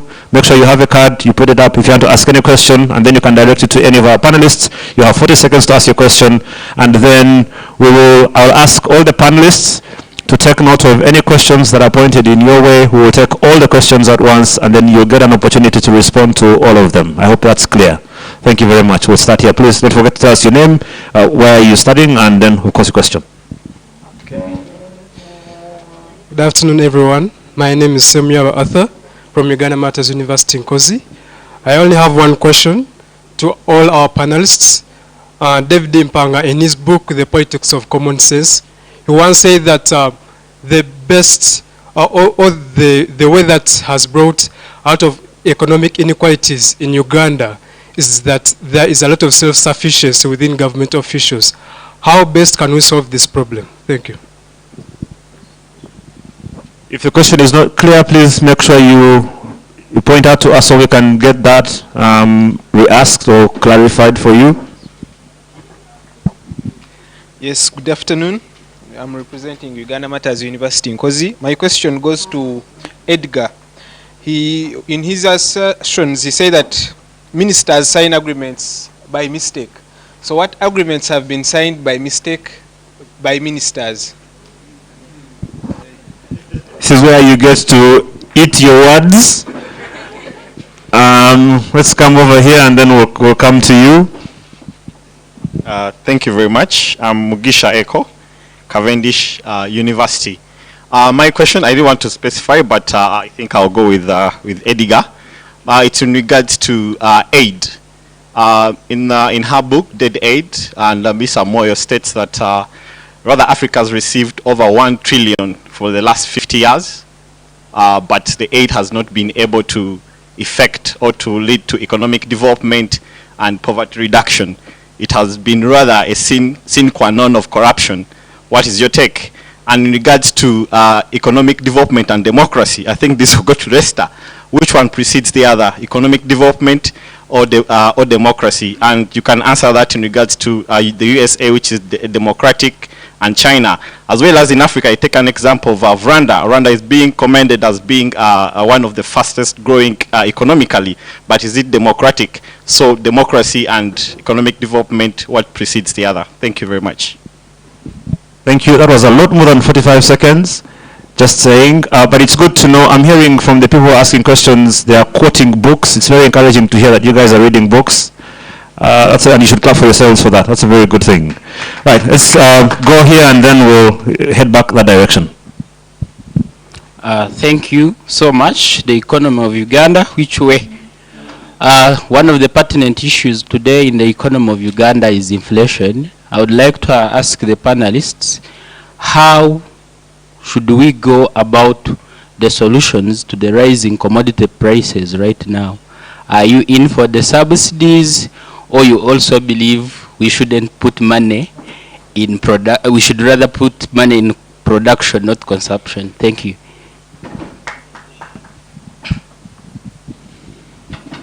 All right, thank you so much. My name is Harold from Nkumba University. So my question goes to all the panelists. The budget is drawn by the help of the Minister of Finance. The same minister is appointed by the same president. So the president has say on who becomes the Minister of Finance and who he wishes to resolve at the end of the day, to dissolve, right? But then again, the system of separation of powers or checks and balances has still failed to check on the powers of the president vis-a-vis his ministers and the parliament. And the same president has so many seats within the parliament and he has monopoly over that. So all this in turn affects our economy, and if we want a change, let's say a change of politics to solve such problems, and if the man in power wants to become big-headed, he can still be big-headed. How do you solve such a problem? Thank you so much. Thank you so much. My name is Abdul. My question to the panelists is this. Would you appraise the Entebbe Expressway in terms of economic merit to the country? Thank you. Okay, thank you very much. So my name is Benson C. Mayanja from Macquarie University. Just 2 points to put across. The first one is really that any debate on economics should be fundamentally grounded in principles of economics. That is why many of the suggestions that are being made have no economic feasibility. And I think that's the challenge that we have with many of the suggestions made. Now, the second point, which of course is generic, but I think Ogutu may best respond to this question. The concept of budgetary prioritization. There are two key concepts that are related, allocative efficiency and technical efficiency. Allocative efficiency essentially means that the aspects that you are directing money to are enabling the economy grow, which is the fundamental principle of of budgetary prioritization. Technical efficiency is to ensure that each lease of money that you make acquires the maximum output. So what then is your suggestion in regard to change of government? How does it specifically address the technical aspects? Because if you don't understand the technical aspects, all the solutions that were being given are simply being blown out of the water and will not solve the problem. Thank you. Thank you very much. You are very smart. I think Mr. Ocheno would like the color of your tie. I don't know if you had a chance to see it. You already saw it. Oh, obviously. I would think you would have already seen it. Nakulima Denise Madrin from Mbarara University of Science and Technology, doing biomedical engineering. So my question goes to Titus. Titus mentioned a couple of things here, and Titus, KIU. So he mentioned a couple of things here that left me quite disturbed. So I want you to know that Uganda's economy is characterized by contributors where we have the formal and the informal sector, which has been worsened by COVID, where we have more people from the formal sector going to the informal sector. But then when a probable solution like the night economy was suggested to you, you shunned it down. What characterizes the night economy? We have people like the Bodabi riders, we have the Bufundas where you can get food anytime. Because I want you to know that the needs we need at night are not exclusive to daytime. These needs can cut across. So what hinders us from tapping into the potential night economy, yet it can give us a lot of results with the large numbers that we have of the youth that are unemployed and can't be catered by the formal sector? So I hope that's been noted. Okay, so we'll finish with 1 and then 2, and then we'll go back to the panelists. Thank you so much. Once again, I'm Ricky Mugume Kashija, physiotherapist from Mbarara University of Science and Technology. I think I should give a small status quo. We've seen the COVID, we've seen the locusts, and we've also seen the price changes that are very detrimental. And the debate has majorly focused on the ideas of the economy at large and the people who are benefiting and those who are not benefiting. One that has not come up is the issue of the gap between the rich and the poor, which grows bigger and bigger every day. Personally, I would support the president in saying that this is a middle income status country because he sees the people who are making it in life, and the checks and balances will count for him without looking at the people who are down suffering. Because one has said, I think one of the panelists talked about the idea that the average Ugandan lives below the dollar. So my question is, and this goes to Mr. Garang Leister, the gap between the rich and the poor, how does this affect the revenue base of this country? Thank you. Right, thank you. We had one more, I think, here. And thank you very much. My question goes to all the panelists. After the 1920 to the 1956 wars that happened, when the Asian tigers went back to their nations, they were experiencing high levels of illiteracy and extremely high levels of poverty. Now, what the 4 Asian tigers decided, they came up with 5 key policies to uplift their economy. They came up with policies such as investment in infrastructure, government support, among others. And what they did, for all that to be a success, their focus was any corrupt official, they carried out draconian measures on seeing that the policies that they put in place was a success. Now, my question goes to all the panelists. As Uganda, our major issue or our major disease in this current government is corruption. Would you suggest that we also need to come up with draconian measures to see that we move to a better nation as young people? Thank you very much for this question. So we'll hand them now back to panelists. I'll give each of you the last question. The last question, if I can rephrase for you, I think it was about the issue of corruption being a problem for us. And do we need draconian measures? Do we need dictators to, right? Ricky, your question was, again, just to clarify? The gap between the rich and the poor and how it affects revenue generation or collection. Revenue generation and collection for us as an economy. I'll give each of our panelists 3 minutes to respond to all the questions that have been asked. We'll go in order, starting from here to there. And I think for this, you can actually stay seated and be comfortable while the judges deliberate. And then after you're done, we'll take a 2-minute break and then get to find out who our champion for the day is. Thank you so much. So, governance is not a one-man thing. Governance is a team of so many people. A team that has experts, professionals, up to the man who is down in the rural areas of Kabale. So, when I made the statement, I specifically did not say change of government. I think that's what Benson was saying. My statement was, if we don't fix the politics, then we cannot fix the economics. Literally meaning that to have an environment for sustainable development, it should be a healthy environment. People should be able to move people should be able to trade freely with little restrictions as per se. So politics is one factor that has been put in almost all sectors, and we miss the point at the end of the day. Just because you subscribe to the opposition, you're curtailed in this mindset that you did not, that you do not like the government. Whom does the chairman, the mayor, I don't know, the area Sukwago, his position, he works for government literally, but the way he speaks, he puts them in line. So governance is a team of people. So without politicizing everything, I think we can have better results. That's what I meant. I did not specifically say that we need to have a government change from A up to Z. Anyway, since 1986, it is the same government. So on the night economy, I think my sister wants to defend your teammate. I understand your feeling. So the thing is simple. The thing is simple. How productive is the night economy going to be?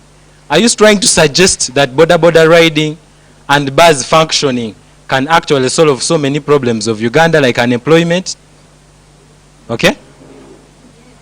Do you want everyone to go to bars? Do you want everybody to ride motorcycles? Why are we even in school? How do you expect a lawyer who doesn't have a job to go and ride? Well, he would do that to earn a living, but it's not necessary. And besides, you don't expect a man in Chikubo with his dress of 5,000 to be jumping in the night in the cold looking for money. Okay? So, I would want to correct that statement. Okay? I would want to correct that statement. So, the night economy might be an alternative, but Edgar did not explain it very well. Because he said going to bars and riding border, that's what you specifically mentioned. He did not go further on the sustainability of the night economy. And the economy of Uganda cannot be limited to night transactions. How about the day? Inflation. When we go back into history, 1978 French Revolution, one of the factors was prices going up, and Marie Antoinette is saying those who cannot afford bread, those who cannot afford that current time should afford bread, in the other way around. So what are we seeing right now? Not all solutions can be resolved by providing money. Some solutions happen organically with the transactions that happen within an economy. So currently, when you look at the inflation rates, I don't think the government of Uganda should just throw the parish development model to the people. I find it very, very not a right timing to find a solution to the current problem we have. Then there's a gentleman who spoke about self-sufficiency. So self-sufficiency, this can be translated into the organs of government as we see them. The expenditure is too high up there. We all know how much Parliament earns. We all know how much the judiciary spends on just putting on those wigs. A lot of money. We're talking about billions. We all know the money which goes unaccounted for. And we do not have answers at the end of the day. So, to correct my statement on the night economy, once again as I conclude, moderator, it is not a sustainable solution. It is not productive. And if we did a survey, I don't think 70% of Ugandans would agree. Because you need to consider other factors as well. We cannot just bump into people anything just because at the end of the day it's going to increase revenue, but it's not translating into the cost of living or the standard of living. Thank you.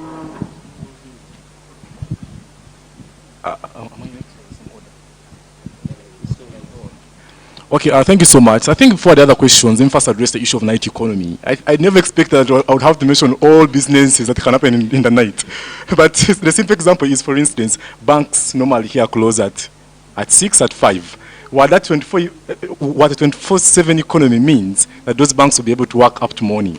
So how does it improve employment? That means if these banks were only employing 50 workers, now they will need 100, because some while these ones go to sleep, some will have to work in the night.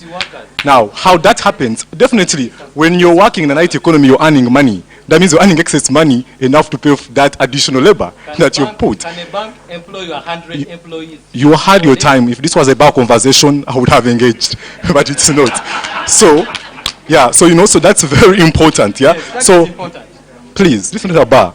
So, when talking about the night economy, it was very important to understand that. Now, let me go to the fundamental questions. Now, maybe just for proof, just maybe to enlighten you. So, the night economy, for instance, are currently in the UK. The UK is the 5th best country in the night economy. China and even Vietnam. Vietnam's growth as a country has improved by 32% because of the night economy. So, I don't know what feasibility you're talking about. I could take you throughout the entire world to understand the night economy. So let me address the question of rising prices. So I think the question of rising prices, dear ladies and gentlemen, again, it's a question of so much of structures. Because like I'd explained earlier, so if, for instance, if we had reserves of oil and sufficient reserves, the reason as to why, for instance, like the US economy can be able to resist any sort of economic shocks is because it has those reserves. So at any point, whether Russia perhaps continues the war, it can now exploit that oil and put it to usage. So what therefore that means is that you need to check your dependence mechanism, right? That whereas you're operating in a global sort of world, you're able to have your own reserves that in sort of calamities like drought, food shortage, etc., there are basic utilities that your people will still be able to have. That means there won't be need for you to raise prices because of scarcity. Simple economics, basic economics. Okay. So beyond that, I think there was another question about how, do we use the Draconian? The question of aid. That was the question that came to me. So I think aid has two issues. Like, as the context of my speech was entirely, was that economic problems here are structural. The understanding of that and the importance of that is that structural problems are not solved by aid. Right? It's more of a scenario of if you have a problem with your woman, the solution cannot be to marry more women. Yeah? So if your structures, for whatever reason, whether they exploit workers, whether they do whatever, so there's no amount of aid that is enough for them to be put to great usage. So that's why the problem is supposed to be tackled from that level. But secondly, this aid does not come in that great, nice hope that you developed. In most cases, it is a mechanism to exacerbate the hegemony of different countries that give us that aid, for them to be able to put you into some unfair, to coerce you into some diplomatic deals that are in their interest. So there are very many factors, and it's why aid can't address our problems. Again, structure was a very great context, and it's why I was so much, singing over it throughout my submission. So I think that's where the issue is. Then I think there's also another challenge on how then do we suggest that we have draconian measures to address corruption. I think, yeah, that's true. I think we need these draconian measures because from history we can be able to tell that we getting silent about them has instead resulted into more sorts of corruption because it creates a sense of impunity where people feel, anyway, Jim Moyes did it and he's now a minister. The other one did it and is now this. So I think there's some sort of that need for us to have that force. But then lastly, there was another very big question that I know if I don't address, then perhaps I would have to lose this debate entirely.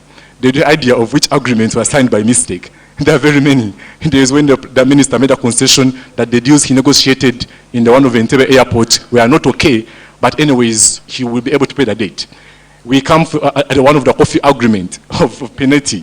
He made a concession that, he just signs. People bring documents to him. So he assumes that the other undersecretaries have already looked into them, So we have very many scenarios. I thought that was supposed to, guide you. So there are very many instances where those agreements, and that's why it was very important. But then, lastly, I think there was also an issue on would you approve the Entebbe Expressway and its form of operation? That question is a little tricky because there are some class of people that afford that and are doing it. But also you need to understand that when you are borrowing that money, the expectation was that one of the revenue mechanisms would be gotten from those sort of tolls. So now when we eradicate that which we hoped would give us that money, then that means we shall need more foreign debt to finance that loan. And again, we can't keep on cycles of debt, so we ought to find those obligations. Thank you. Thank you. I'll begin from where Edgar just stopped on debts. In the recently read budget, 20.9 trillion shilling was budgeted for debt financing. So that means we spend so much money trying to get out of the debt trap, but we fail to do that. In his book, Confessions for an Economic Hitman, John Perkins explains how the developing world is trapped into the debt cobweb by the people that purportedly give us debt. So the sooner we got out of that trap, the better we can actually deal with the debt issue. Now let me answer the question that were shot at me and everybody here.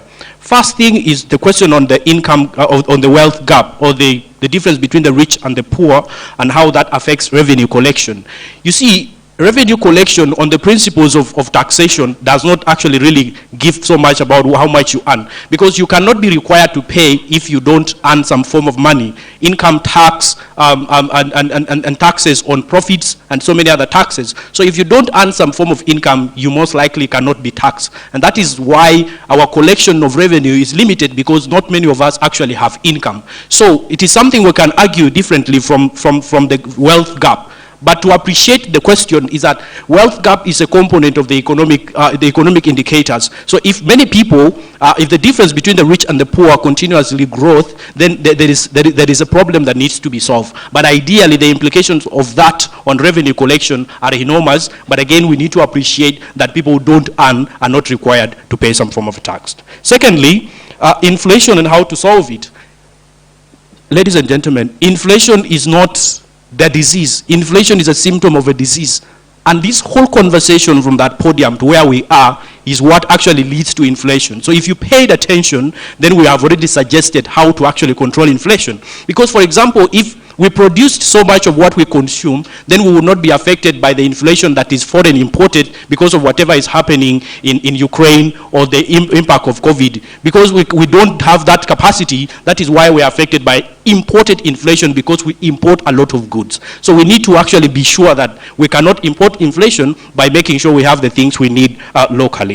Thirdly, economic development and democracy, which one precedes the other? This argument or this question assumes that economic development and democracy are mutually exclusive, which is totally a fallacy. Because it is not possible that you have to choose between democracy and economic development and then you move for what you actually defend. My argument is rather that you cannot be purely democratic without some form of economic development. Then you cannot actually also achieve economic development in an authoritarian context. Or you can argue China, you can argue any other country, but again, at the end of the day, if there are no democratic principles in the economic policy decisions, then you will understand. For example, in China, there is an annual meeting of the Chinese People's Party and so many other groups of people that make decisions of the economy. That is some form of consensus building, which is an element of democracy, and that meeting has a component on how China's economy actually resultantly grows. So you can't argue that China has grown out of lack of democracy. Then fourthly, number 4 is the idea of the Entebbe Express. I would like to argue that the money spent on Entebbe Express was badly placed, because the bad placement is that I am going to draw some analogies. For example, if Entebbe Express would be directly implanted to be the Ginger Road, for example, we would cut a lot of cost, because the amount of the cost of time wasted in the traffic along Ginger Road, which is an industrialized area, would be solved if the express road was built here than wherever it is built, because on average the cars that use that really are few and they don't have a lot of economic contribution. Then lastly, on corruption and the measures to control corruption. Corruption is an excuse. Corruption is a problem, but has been used as an excuse for some governmental inefficiency. In her book, The Chalk Doctrine, Naomi Klein argues that a whole chapter dedicated to blame corruption and explains how governments fail and then blame corruption. So the point is, there is no country that is purely not corrupt, but countries have developed albeit corruption. So what is the problem? The problem is that we have failed where we should have succeeded, and then we use corruption as a scapegoat. So my argument is, even if we solved corruption, we would still show the solution to corruption would simply expose our failures. So the point then is, can't we then develop albeit corruption? Because without development, corruption cannot succeed, because no one knows what corruption really looks like. So it is an evil, but we can actually use it as a stepping stone, rather not a scapegoat as it is being used in the present context. Thank you very much. Thank you.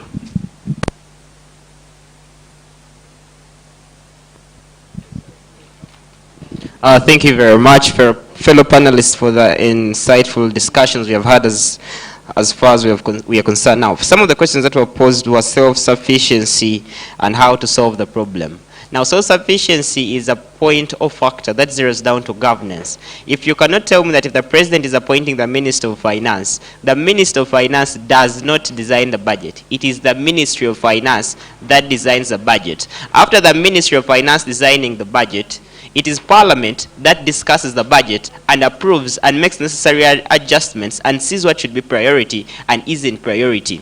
We as the end users in most cases implicate the Minister of Finance for being the head of the ministry that designed the budget. So, ladies and gentlemen, self-sufficiency at the end of the day is most of these ministers are meant to be vetted by Parliament. But in the context of Uganda as a nation, we overrule that context of vetting that even deep down at university level, the guild president will appoint ministers and the CGRC, the guild leaders will not approve them. So vetting is a disease that we have failed to approve that is necessary at the end of the day and is very essential for us as a nation.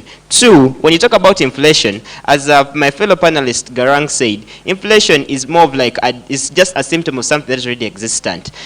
If I give it into context, take an example of the current prices of commodities are rising due to other factors. Soap is not rising because soap has to rise. Soap is made using oil. That is a common fact that most of us should be knowing. Vaseline was 2,000 some time back. Currently, a small tin of Vaseline is 5,000. Now, the reason why some of these prices rise is not because that probably the Ugandan currency has lost value or the inflation rate is high. It is generally because some of the factors or probably the effects of other problems in other nations are directly transferred to us as a nation because we do not have the capability to outsource some of these products at the end of the day. Three, when you talk about political power, someone raised the issue of political power, how someone has the capability and power to be able to adjust or have the power to govern what the say in. Yes, we acknowledge that us as a country, as Uganda, most of the decisions made at the end of the day are not governed by intuition or necessity, but in most cases, they are made in such a way to favor a few and neglect the majority. This is down to the political structures we have as a nation. Then the Intel Express Highway, he explained it very, very well. When you ask yourself the question of need versus the need versus priority. Was it necessary to build an express highway? Two, the cost of a kilometer at the Entebbe Express Highway, was it really valued enough for us to construct a road in that place? Now, the cost benefit of us building the new bridge was really necessary, as you can now see the dividends of us having a new bridge on the Ginger Road, as compared to us having an unused Entebbe Express Highway that even actually pay toll fees for at the end of the day. Moving forward, corruption. Now, the funny bit about corruption is we either misunderstand the concept of corruption or we just use it as a scapegoat, as probably some of us, to point fingers at people in the offices of power. In most scenarios, you get realized that even us on the small scales, we are more corrupt than we tend to be. But then, people who govern public fund, we tend to point the finger depending on context. I'll give an example. If the ministry allocates $10 million for something, then the minister doesn't use the money accordingly. Yes, that is corruption. But then the question is has the money rightly been appropriated at the end of the day? Now, corruption is something that is either misunderstood by the general public or is used as a way of pointing fingers at the people in public offices and a form of defending our nitty-gritties at the end of the day. And finally, the economic gap between the rich and the poor. Now, the government does not provide sustainable structures to favor the majority of the source of economic development for the majority of the nation. That is farming, tourism, wildlife, and the rest of that. Now, if we can acknowledge and get structures for this scenario, we shall be able to at least narrow down on that economic gap between the rich, the middle income earners, and the very poor. I beg to submit. Can I ask that we give our panelists a bigger hand clap than that? So I should point out, number one, on behalf of all Subaru drivers, please stop saying bad things about the Expressway. For us, we have a lot of value in it. The cost and other things are not our problem. We just know that it works for us very well. Mr. Garang, you talked about the fact that we don't know what corruption looks like. We actually do. There's something called the corruption curve. And it's at this point that I should point out very gladly that none of our judges seem to be corrupt in that sense. And so we we appreciate the fact that there's no corruption in that regard. So what we're going to do now is we're going to hear from our judges. I'll give them a minute to just come and say something, give us a little bit of a brief of what they've liked about today and inspire you, ladies and gentlemen, for a moment or two. And then after that, we'll hand out some tokens of appreciation to, I think, everyone actually, because the fact that you're here means that you're already in a very good place.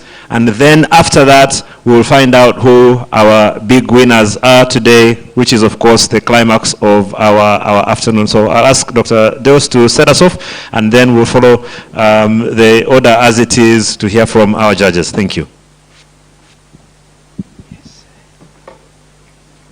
Usually I come first with a little bit of bad manners.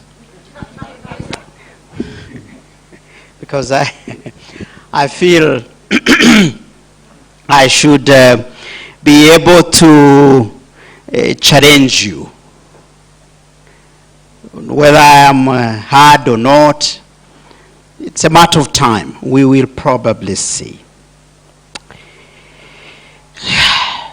Joe will talk about this in a little bit of detail, and I think it's very important because this is final, and for the benefit of everyone here, and Sarah also. First of all, I ask all of you to give a very, very loud hand of applause to this. One, they are very bright. That's number one. They are smart. They take on things. So we did well, Joseph, to select them up to this. Though I missed some in the background, my dear Mayanja and all, I would have loved you here also. But who knows, in future. They are smart. They are bright. They know it a bit. But like me and Joseph will tell you, and I don't know who thinks that's enough, they are lost. They are also lost at the same time. Because the question was the status of Uganda's economy, and it's not their fault. Joseph will tell you it's not your fault.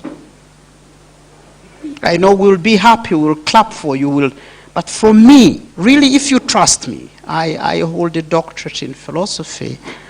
If you trust me, if you trust that I have the experience, the understanding, and that I have gathered knowledge over time, I have had experiences, I've read privately, and then you should accept that you're lost. Because what did I expect? I expected for you to first shape your worldview. I said it in the morning, and I will say it again. I expected you to shape your worldview first. And worldview, by the way, can literally be said by the globe and our world. And when you see closely, you realize that the world is divided between the left and the right. If you invent your own other things, I don't know. But clearly I see. If you belong to the center, maybe it means that the right or the left has given you a chance to shape your way. What do I mean? I see a capitalist world believing in individuals and self-determination and enterprise shaping economics and capital markets and etc. And that's championed by the United States. And you also need to understand their background. These guys arrived at New England with violence, and everyone arrived as an individual. So it made sense. If you wish to think deeply, that's one world, and it influences the entire West. The other world is a socialist world. And in that, the champions, the key guys who are also losing position recently, because I see they are also oligarchs everywhere, is China, is North Korea, is Cuba. And they believe that the state should have an iron hand and should control prices and decide on what people should eat and drink and distribute. You know, when I was listening, and I listen without sort of listening, you may think I'm not listening, I feel to draw you. I was sick. People fighting over a marwa pot. Africa is like a marwa pot. And let me tell you, my elders, it's true. It's like a marwa pot. Left, right, chaos, every rambling. Smart people, meaning they are lost and they are more likely to be used as useful idiots. Smart people lost in the maze of bad politics. So where am I going? Leadership. Because what I'm talking about is clearly political economy. Leaders define.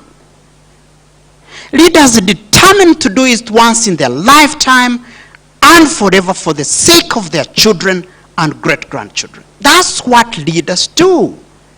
And what happens when they do it?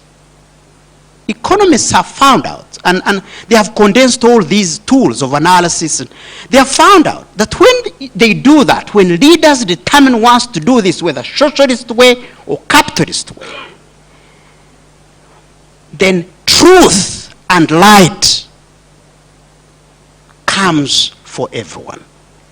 That it becomes a right of every one of us, and the attitude even of our leaders, to bring us to truth and light. And that no one will be arrested for saying that you purchased cars for speakers of parliament at 2.8 billion. That won't bother you, because it's the appropriate thing to do for us all to know that when all leaders do the things well, and that they wish everyone well, and that they wish us to have a foundation, truth and light. These are economists. They condense these things later. You go and read. That truth and light comes to every one of you. That it becomes your right to know the truth in broad daylight. Whether in socialism or socialist, because now we have what we call social democracy, social capitalism, practiced by the Scandinavian countries. Very good. Which means it's an in-between thing. It's a compromise position. And that the second one, that there will be beauty everywhere. That the northern bypass will not be a rallying point for politics anymore. It's what leaders must do. Better airports, good infrastructure, good cars, that people will enjoy these beautiful things, and there will be an "ow" situation. That's what economists say. This is not, I'm not preaching. This is the outcome of these hard economics. So I want you at the end of the day to feel, is this the truth? If it's not the truth, for sure, if it is the truth for only you but not your neighbor, then know that you are not doing well. You must go to work. They also say that when this is done very well, there is hope for everyone. That everyone wakes up every day and looks forward, whether you are working in a restaurant, whether you are working in a toilet, whether you have hope. You have hope to educate your child, and that because the system has made sure that the other side of education is also affordable, and that even if it's capitalism, they have also provided for those who may not afford, and that the system is balancing, that there is hope for everyone. If your family is hopeful and your neighbors is not, don't pretend. Don't be an idiot. It's not okay. It means let's admit and go to work. There's no point of debate. Economists have thrown light on this. And finally, when all is well, and for this is true, everyone is compassionate. The money you steal, your parents steal, your leaders steal, is sent here sometimes by genuinely compassionate people. Yes, they stole from us imperial, but some did not know, but they compassionately give. I was in a small town in Italy. I got an education there at some point called Assisi, and I was walking through the city, and there are points where you donate. It's in Italy. It's in the state of Umbria, Perugia. And an old woman was giving, and I saw old women coming religiously to give. Every other time they're coming to give. This is the money that finally comes to Caritas. I don't think these are the people who brought imperial. They don't even know imperialism. They are compassionate. They are deeply compassionate. So when good economics are played by our leaders and everyone at every level of society, including religious leaders, there's compassion everywhere. You don't force it. Now, let me leave you, because I am not about to talk about the details, the funny statistics. Now, my problem is this. Who is responsible for you, for us, for those you left back home? The ones you rarely think about because you are dramatized by your own needs. You think the state in which you are going to drop off. You are not hopeful. So you are all dramatized. And so even the reasoning is occupied by, you are all dramatized. And it's a normal day for you. Who is responsible for this? There are two people responsible. In this, one is a group of people, and the other is us. One are the imperial powers. It's a big subject. It's a big subject. Because they have needs and interests, and they know them clearly. They know they need raw materials cheaply because they have to have an advantage all the time. Now, the other person who is your leader, and because you choose your leader, is you and your leaders, because you have failed to find an appropriate mechanism based on your conditions, tactical as you can be, to stem the greedy imperialist. And so it comes back to us, our leaders, and ourselves. Because you cannot. The imperialists, once again, they know their interests. They know them very well. They want raw materials. Clearly, it's not very hard to keep an upper hand. And that's natural. Even in your villages, you wouldn't want to lose your position in your village. It's natural. It's up to us. It's up to us, the leaders. Back to your title, then I go. The status of Uganda's economy. Which way? I'm not going to be personal. When something is not properly structured, when something lacks premise, then it lacks good analysis and it will have bad conclusions. So to me, you appeared very smart, like I see every day. But you are more likely to be part of the rambling of every day, like we have done, like they did. The Kwame Nkrumahs were clear. The Milton Obotes were clear. They understood the things. The Nyereres were clear.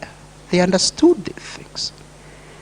But if we don't go back, Sarah, if we do not call these young people to start shaping them beyond these rhetorical debates, which are not properly premised, we will not have great impact on our nations and into the future. I thank you.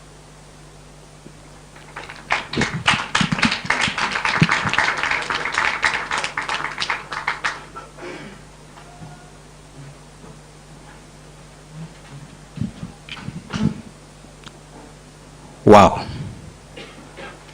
Congratulations, comrades. I think at my age, being a youth like you, I must say I'm impressed. I'm not disputing Comrade Deus's submission, but Dr. Deus, this is a competition. We needed a winner. They had to do whatever it takes. So I must say thank you very much for putting up such a spirited fight. I am very happy with the judges for having made the right decision from the first group to the second group, and here we are. The quality of debate, the demeanor, the comradeship, the patting of shoulders of the four of you is amazing. I must say you guys have done a good job. I'm not going to say much. Joseph will come and say details. But from me, on my end, I'm very impressed. But I need to ask you one question. Why did you have to do this to us? This was a tight race. Tight. For the first time, I think Deus was very close to me and he said, these children. Or he may say his children, but me, I'll say my brothers. Wow. So thank you very much for putting up such a good fight. I know the preparation might have not been sufficient in terms of time. You also didn't know whether you would make it to the finals. So you had to prepare. But one of the key things I observed was all the four had their eyes on the prize. But I want to tell you, you're all winners. Thank you very much, and good luck to the winner. And we look forward to engaging more. Go on, shape your career. Debate is the way to go. You will eventually get somewhere. Our parliament is expanding day and night. So you could be number 594. Yeah. Yeah. So thank you very much. You have a great day.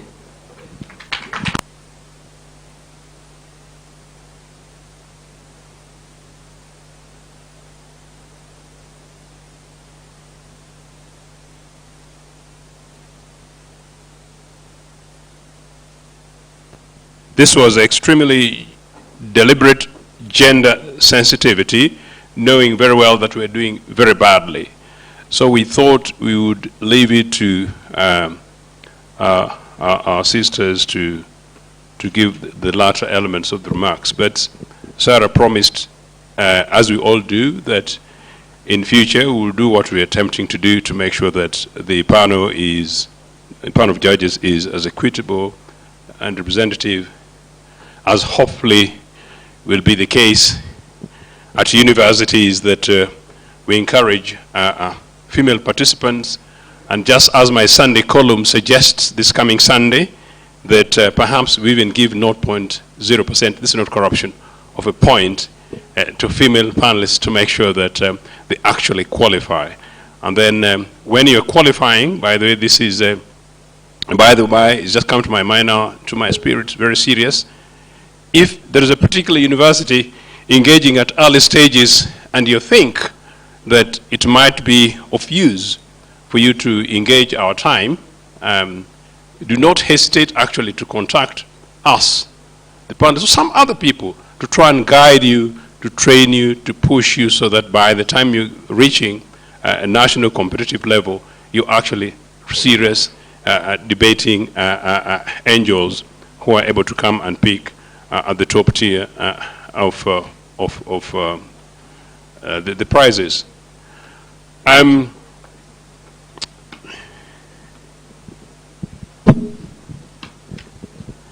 Deus struck me a bit, so he sort of imposed a part of a conversation we're having earlier. It is absolutely true that you're fantastic guys. And by the way, you're genuinely absolutely fantastic guys. I am absolutely convinced that you plus your representatives here are top quality leaders in the next 5, 6, 7, 8 years. One of the things that Deus was just saying was that We absolutely want leaders who will be leaders. Leaders who will read real budgets. Leaders who will table budgets which are tested, well-researched, relevant, Ugandan, indigenous, gender-sensitive, and people-driven. Leaders who will stand up to some of the 23-year British guys who sit at the Treasury, you know, to instruct our 45-year-old civil servant experts to influence. This is what we are talking about. Leaders who we hope will, if particularly they become the top national leaders when they go for conversations at IMF and World Bank, they put the Ugandan clause. I give you guys a thought. Try and Google Olaro Tunu in 1981. He was 32 and was president of the UN General Assembly. It was going around the other day. You will see how the young man taunted the world. Think about it. Now, those are Ugandans. It happened, and it started from here. That is what we are talking about. But, paramount, because of time, in our first disappointments, I was making a submission in the other room that when you're starting a debate, just like when you're beginning an essay, context, definition of terms. So if, therefore, this topic, moreover it's the final, and we're discussing Uganda's economics, we expect the top four guys to start with the context in the broadest sense of the entirety of the economy. There was absolutely no reason why you did not mention and wouldn't mention the environment, for example. Now, there you're top notch. So, starting at the top, interrogation of economic systems. That was my first note at the beginning. It was clearly absent. You came into it. Interrogation of economic systems. And so, therefore, what is there saying? We were actually shocked that this debate was not taking an ideological route. You know, young Kaguta at 70s in 1968, 69, when they were going to Dar es Salaam, these guys were shouting, carrying China on their backs. You know, the others were shouting whether or not we should go together with apartheid South Africa. I was just thinking as I was coming out here. When I first met John Garang, de Mobio, may his soul rest in eternal peace, in London, this guy wowed me by the amount of substance, material the guy had about Kush, Africa, Africanness, content, context, and how you could see if there was this free South Sudan, free Sudan, the whole of Africa would be a new empire. The guy talked material, substance. Coincidentally, there's a Garang here. That is what we are talking about. In fact, sometimes that pushed me to think. Chris Hani, do you know who Chris Hani is? Chris Hani was the anti-apartheid activist, the Africa's line of war of African liberation in Southern Africa, the Ogutu Joko of South Africa, who was killed by the Boers in 1992. He was a soldier, but this guy was a radical leftist Africanist who believed the African economy of South Africa must belong to the majority of South African people. Ideological polity. Now, for me, at the early stages of my debate at high school, we were discussing the Sharpeville 6. Who knows about the Sharpeville 6? The Sharpeville 6. These are these guys who were massacred in 1976 in South Africa. So, the top notch of university debaters at your level, these are the things. But those were, whereas it's about Sharpeville massacre, it was also about economics and politics together. So that's what they also saying. Anyway, Leister and Edgar talked about some of these things. So really, what Deus again was saying, we expect you to have put this thing about the politics of the left, the politics of the right, if you want to simplify it in a conclusion. The politics of capitalism, the politics of socialism. This is a debate, but you're given a basic economics question. You know, this is what Deus was trying to say. The intervention of the state. You had a bit of an argument, but I expected someone at your level to say who is about big government and small government. where we talk about taxation as a way to perhaps draw the rebalance, the economy on the communities. We are talking about economic inequalities because even education inequality was one of that. So these are kind of the things that we're trying to talk about and we're expecting. Somebody talked about privatization, absolutely right. Somebody talked about SAP. Those are the things. But that's what those were trying to, you started now talking about really the broader things. But at your level, because we genuinely believe you're cream leader, our cream leaders, but we want you to structure many of these things as a conversation along those lines. I must say, however, though, that in talking about capitalism versus socialism, it is actually much more ideological than geographical structure. Because Mr. Saunders, Bernie Saunders, is by and large a socialist, a UPCist kind of stuff in America. My good friend Jeremy Corbyn in the British Labour Party, they made sure he was not Prime Minister, the world would have changed. I would rather he led the Republic of Uganda today. I'm not committing treason, but you're putting that in context. So the ideological politics we're talking about is that, well, whereas China is talking about this going slightly more to the capitalist end, there's no reason why Mr. Museveni, who actually sang these things with the Nabuderes in the early 60s, Rugunda left UPC because they thought we're not left-wing enough and things like that. I wonder what these guys think if they could hear themselves over 20, 30 years ago. Our worry is we want you to be those guys, the new Obotes. There is a must read. The four of you guys must read the Common Man's Chart. Just pick it as an economics blueprint. You must read it. And I encourage everybody here to do so. I was at a television conversation the other day, and somebody mentioned in passing, just giving a bit of myself credit, about UPC's National Development Plan of 1969. It really didn't strike me. Maybe those are some of the things that you need to pick. Not for political reasons, but as you embed and equip yourself strategically going forward. But that said, you guys, you've done fantastic jobs. Final things, though, I'll just jump a quick one. On education, I was quite surprised. Again, I think two of you guys had to come back to give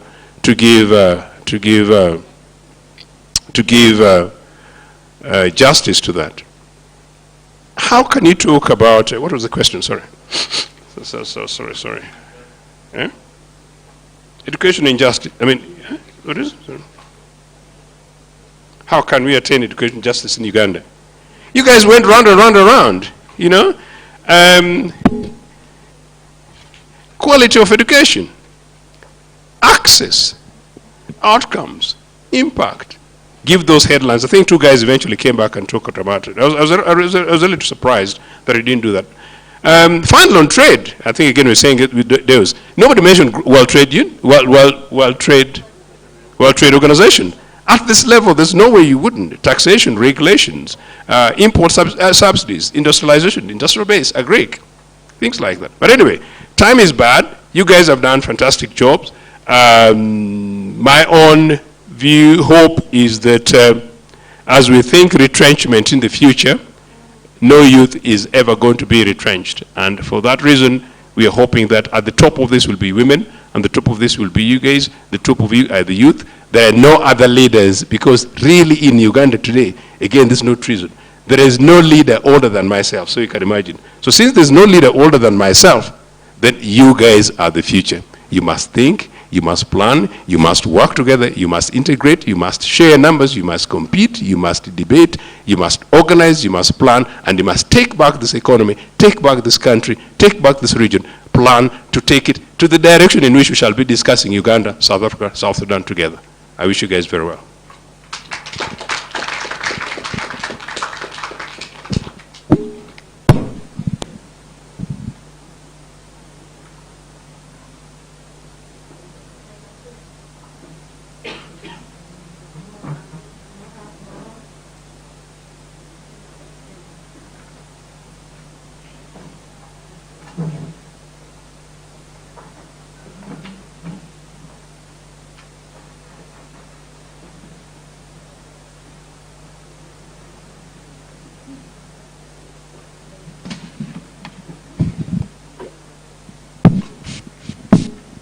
Good evening, everyone. I just want to say that I agree with the judges, the rest of the judges. I want to agree that Well, I'm sure you've noticed that I came in the later half of the day. I unfortunately missed the earlier part of the day, but I am absolutely impressed with what I have seen and heard this afternoon. I want to agree that you're all quite confident, very confident in fact, very smart, quite analytical in some instances, and I think you were quite researched in some instances as well. I'm quite impressed. And I was sitting there thinking, if we had quite a few legislators doing half of what you do, half of the presentation you made here, I think would be very far as a country. So congratulations for that.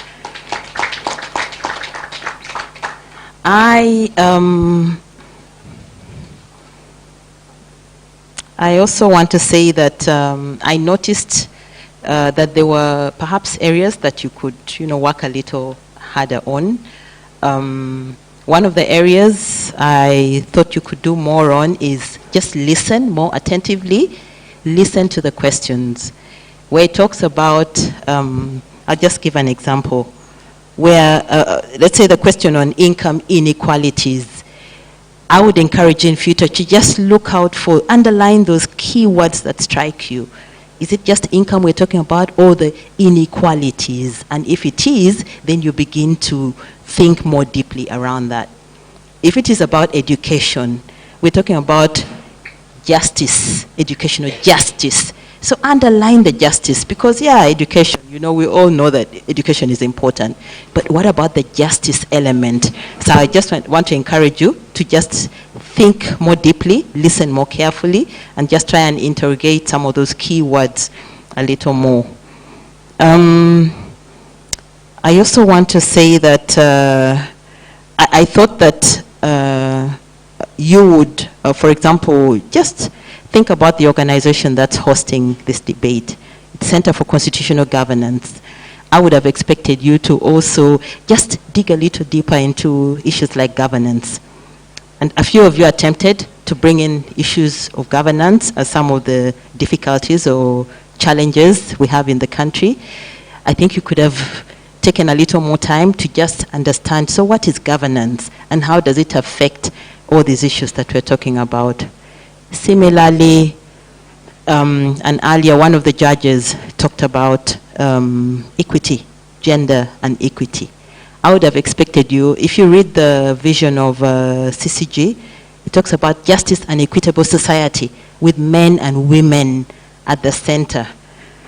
If I just stop there, I would encourage you in future to also look at some of the reasons why we are, we are underdeveloped. Some of the inequalities that we're talking about, a lot of them arise from the gender injustices and the inequity that we have in our society.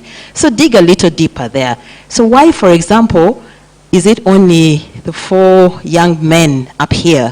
Why haven't we had, I know that earlier there was a young woman, and I think that was good. I think those are things you need to think about. One of you, I think it was Garang, referred to some structural issues within our society.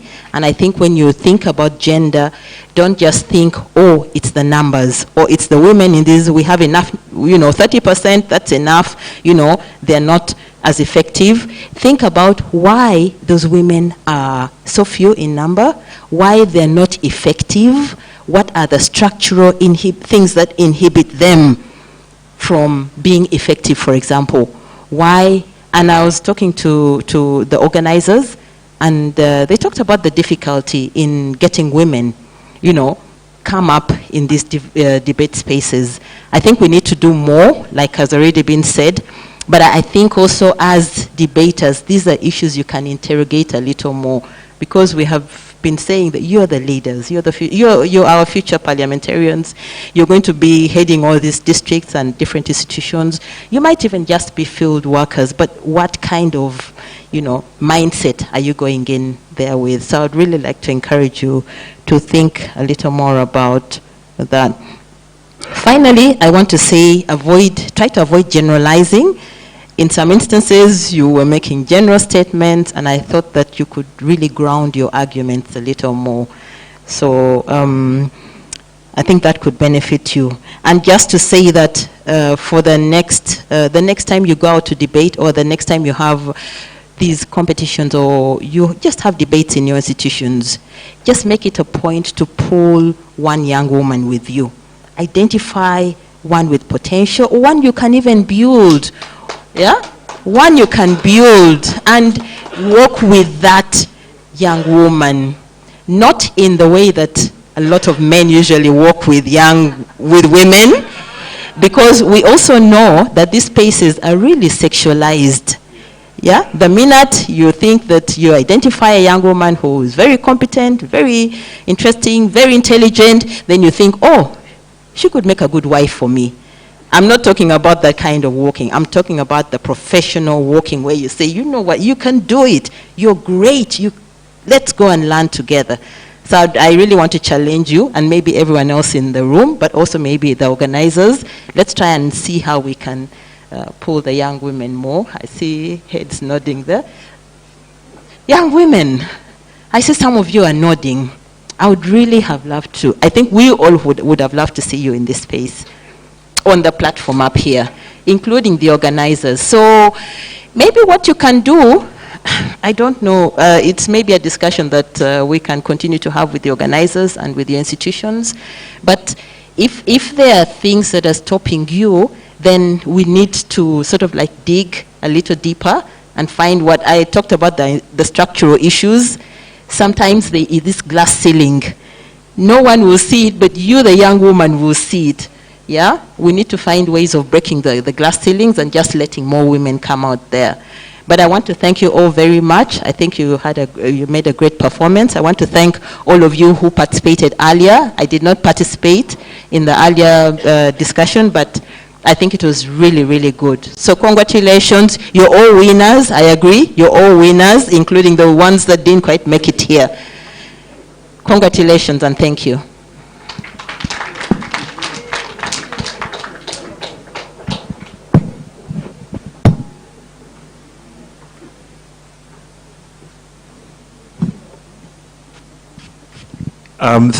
Thank you so much. I think what we will do before we find out who the big winner is, the big winners are, I'll ask Sarah to come and let's hand out the certificates. Damien, if you could kindly help so we can do that.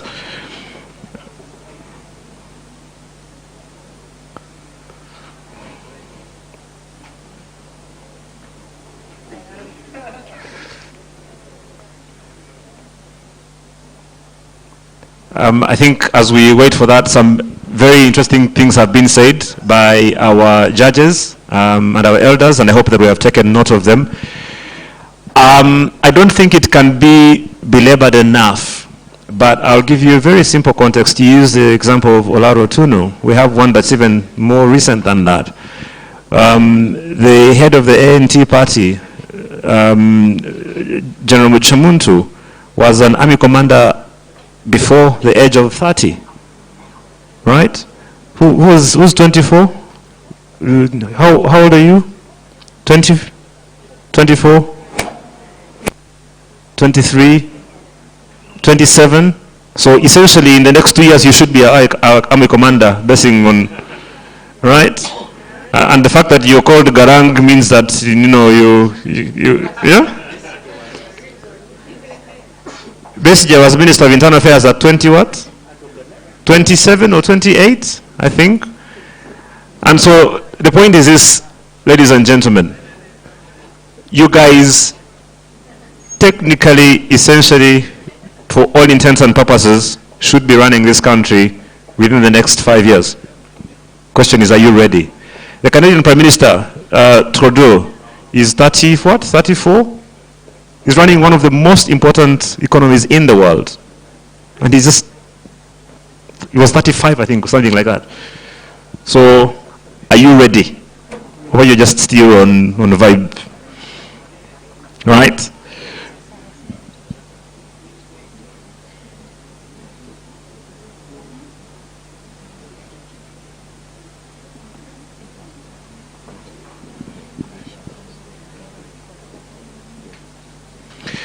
So what we will do, I'm going to ask our judges to please kindly help us hand out some certificates. We'll start with Ms. Fatumata Toure to come and help us hand out the certificates for Group 1. If you can just give me the batch for, so we'll try and do them very, very quickly. The moment I read your name, please do come very quickly so we can give you this certificate. And you will take a quick picture, and of course, this is where your CV begins. Technically, this is the very last item on your CV. So when I do my CV, I put General Manager, Celeste Media, General Manager Kwese, consultant, what, and then at the very bottom, I should have something like this that said, this is where I started my journey as a leader. So, we'll start with Group 2. Yes, Group 2. Starting with, I think this is Group 2. Yeah, so we'll start with Group 2. We'll start with Titus Ngabirano. You start in the middle. Damian will pass on the certificates. We'll make sure the paparazzi takes a quick photo. Oscar Amanya, please come. The moment you hear your name, please dash forward.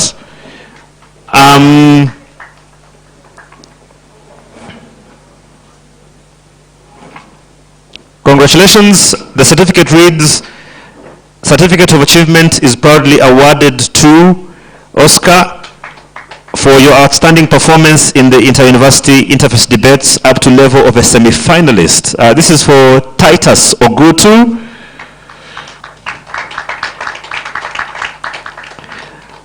Onen Drake Douglas. Please do come quickly, followed by Rachel Nalukake. And finally, Simon Luswata.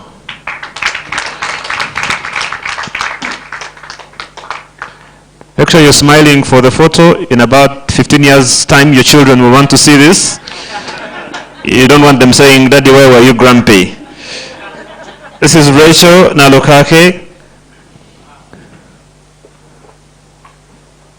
And finally, Simon Luswata.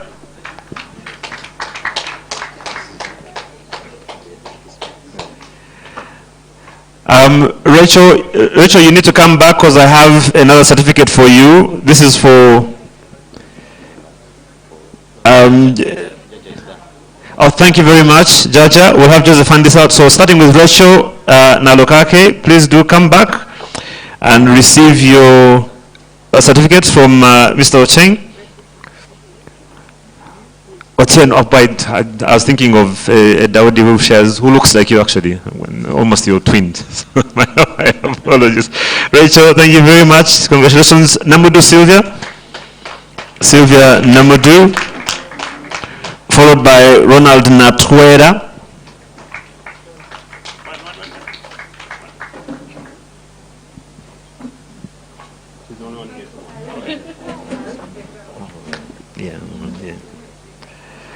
This is Namudu Sylvia, followed by this is Sylvia. And then Ronald is followed by Brian Aruho.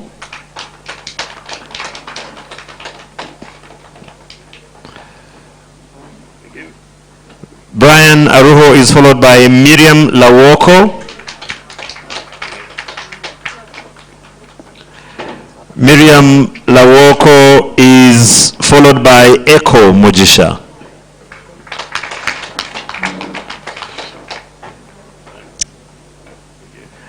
Echo Mujisha is followed by Iramo Alice Elizabeth.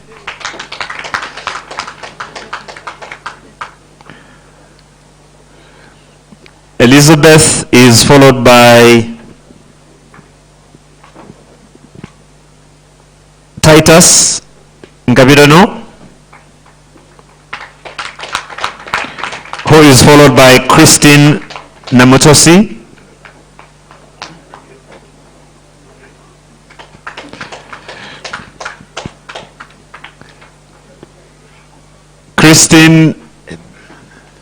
Christine Namutosi is followed by Paul Sempebwa.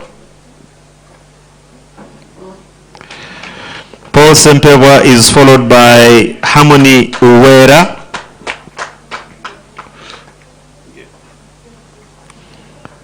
Harmony Uwera is followed by Samari Mirembe.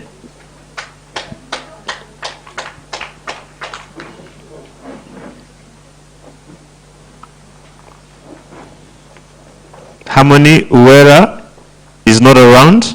Okay, someone is receiving on their behalf. And then Samari Mirembe, she's not here, so we don't want him stealing our photo. Samari Mirembe is not here.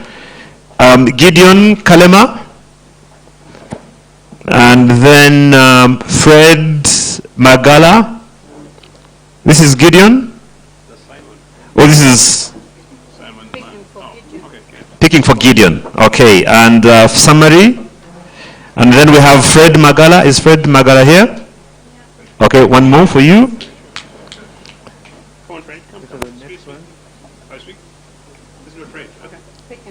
For picking for Fred. Okay, thank you.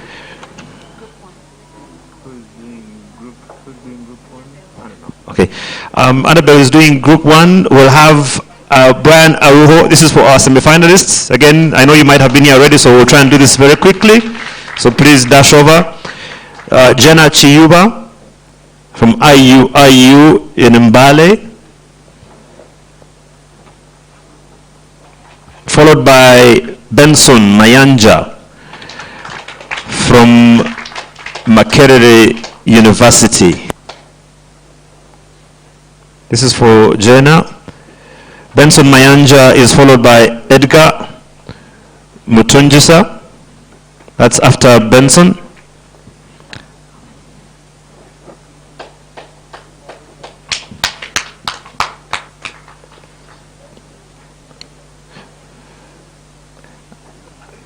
Benson, you will exit on the other side so we can follow some order, and then after Benson we have Edgar Mutungisa, who will be followed by Sam Baluku.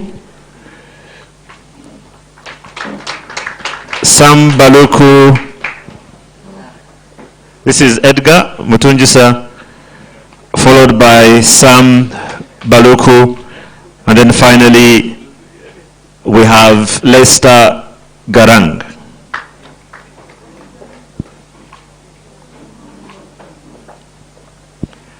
And then we'll have Dr. Deus come and hand out the next batch, starting with Evelyn Mahoro. Thank you, Annabelle.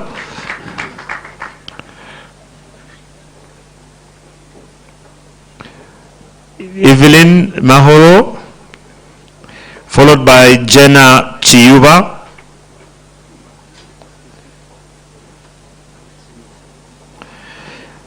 Jenna Chiyuba is followed by Godfrey Mutao. Godfrey Mutao is followed by Ivan Magomu. Okay. Ivan Magomu is here. If they are not here and someone can pick for them, please do. We'll do this quickly. This is Ivan, followed by Naomi Katshabe. Naomi Katshabe is followed by Kule Thaddeus Jude. Kule Thaddeus Jude is followed by Maureen Mikai.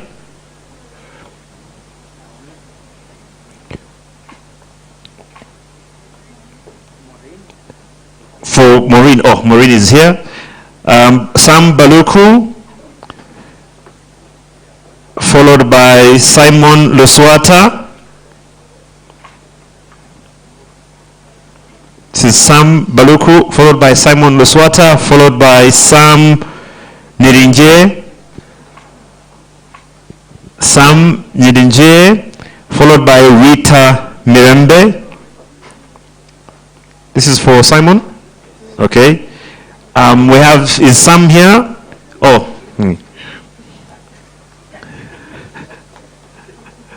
Is Rita Mirembe? Yeah. Followed by, Rita is followed by Titus Ogutu.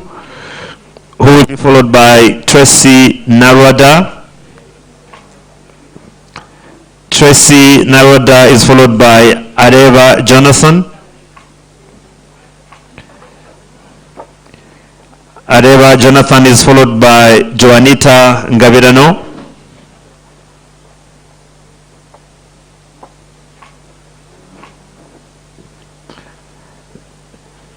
Joanita Ngabirano will be followed by Edgar Mutungisa, who will be followed by Arthur Semuyaba. Edgar Mutungisa, followed by Arthur Semuyaba. Arthur is here.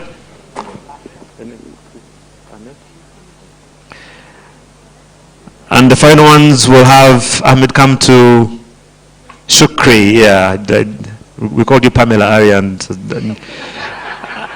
It was a proper shock for me. I think Pamela, who has a back, that's a good one. So you're welcome. Please do come. And we'll start with Joan Orishava. Joan Orishava, if you'd please come. Followed by Ruth Chobutunji. Ruth Chobutunji, followed by Mercy Arindaje. Mercy Arindaje, if please come quickly, followed by Mogume Ricky Kasheja. Ricky will be followed by Denise Madrin Nakulima. This is Mercy, followed by Ricky.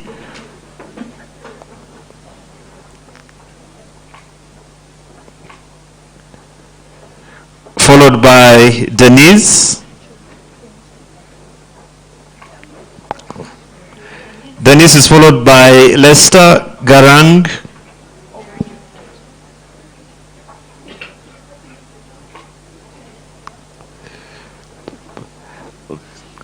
This is from Ruth, followed by Leister Garang, who's followed by Victor Harold Sewanonda.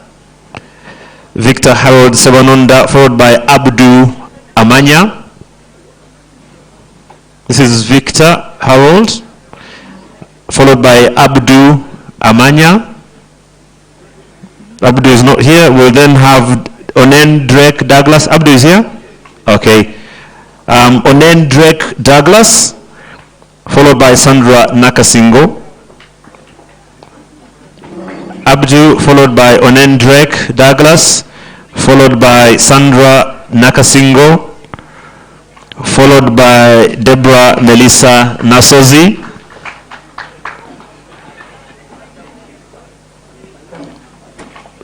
followed by Daniel Okiror Musinguzi,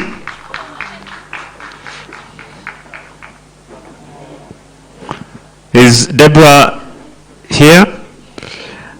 Followed by Daniel Okiror. This is a very interesting name. How are you Okiror and Musinguzi at the same time? You're trying to prepare just in case, whichever way it goes, you're safe. The parents are very clever. Yeah, you can be UPC, you can be NRM, you can be anything. Benson Mayanja.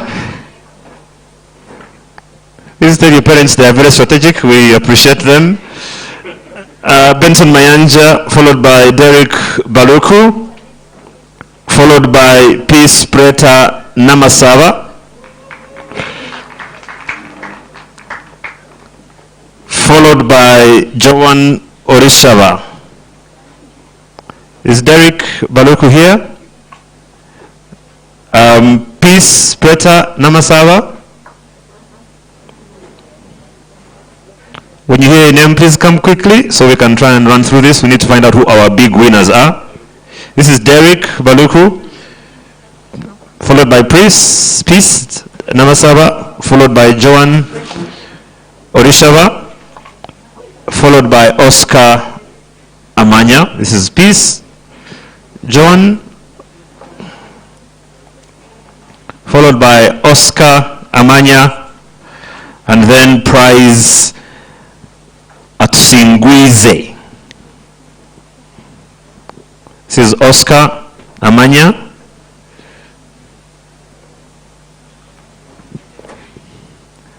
Followed by someone who is a winner by birth. Her name is Prize Atsingwize, which also means a winner, interestingly. So, yeah. So, winner.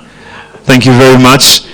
And now we'll have our ED come and tell us what we have been here for this entire time.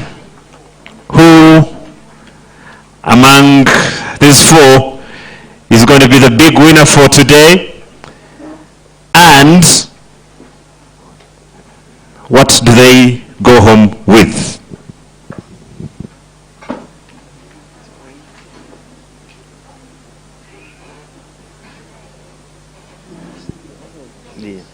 So this is the average. So you start from announcing, you start by announcing the first, you announce the third, then you announce the second.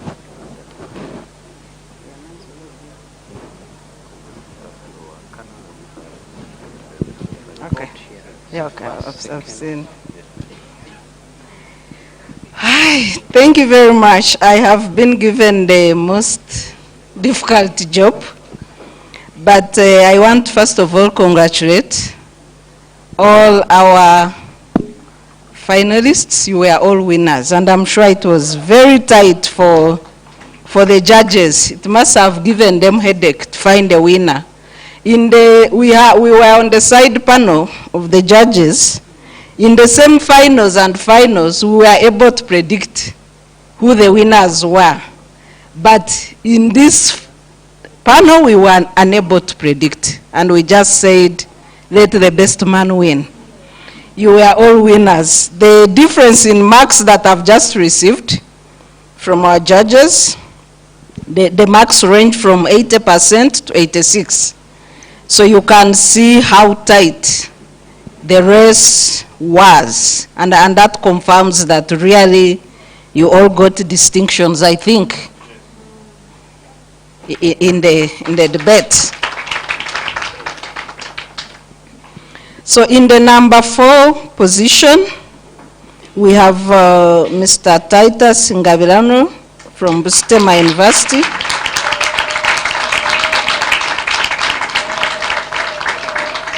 With 8.2%, which is a distinction.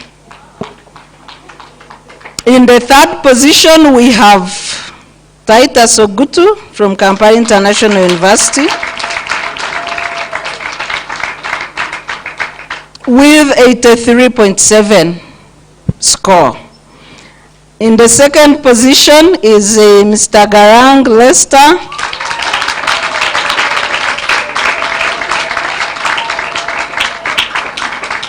with 84.6.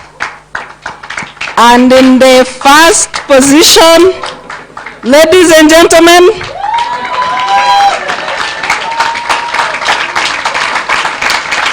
is Mr. Mutungisa Edgar from Mbarara University of Science and Technology. Congratulations.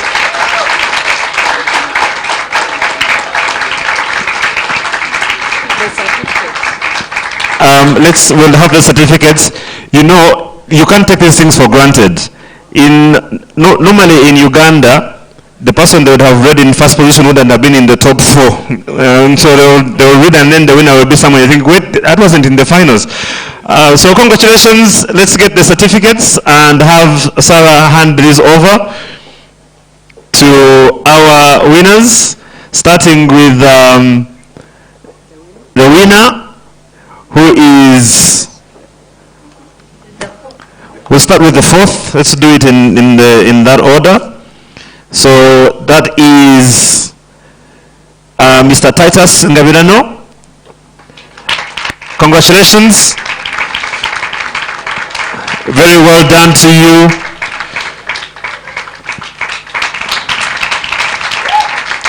Our second runners-up, Mr. Titus Ogutu. Congratulations. Well done.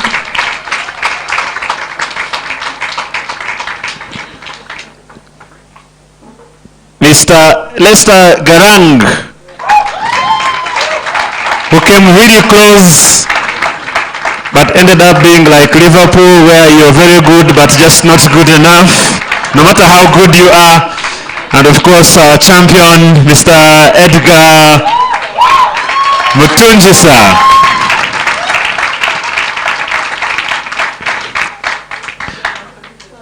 Congratulations. Normally when you give an acceptance speech, which we send to your mother, I don't know, I can give you 30 seconds to do that if you want, to greet your fans and, you know. So please come, 30 seconds.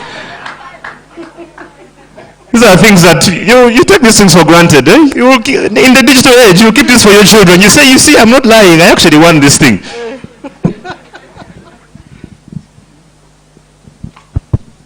Okay, so thank you so much, everyone. I think, of course, it's explained so much that I'm excited. One, the opportunity from CCG, and especially for the issues that I'm definitely passionate about, even when I'm from a different discipline of engineering, but I definitely must practice this. Yes. Yeah, thank you so much. But also, I appreciate also my team that worked so hard to get me up to date. Personally, when they're reading the budget, I wasn't even in the country, but when I came back, just recently, people were able to put me to task. Thank you so much, and yeah, I appreciate it. You're already sounding like a politician. We just hope for our sakes that you turn out to be a good one. I will be watching for you guys. I should just quickly point out, we want to do a group photo. I think we'll depend on our paparazzi to guide us on how we do that, where we do that, so you're going to be the boss. We'll maybe first have the judges with our winners. We'll have the judges please come and take a group photo with our winners. I was just saying that maybe about 12 years ago, I had the privilege of being a chaperone for the Ugandan teams that went to the Celtel Africa Challenge, which was a university competition. And every single person that was on that team from Macquarie University and Nkumba has ended up in a position of great leadership. So you guys being here means that you are already on the fast track to the highest offices in this land. And I need that you can prepare yourselves mentally for this because it's where you're going. So reduce the vibe, stop cheating a bit too much, and accept your responsibilities as leaders, okay? You need to start doing that now when you can. So we'll ask our paparazzi to please guide on what needs to happen. I'm not a paparazzi. Ronnie the paparazzi. So we'll do a group picture with our winners.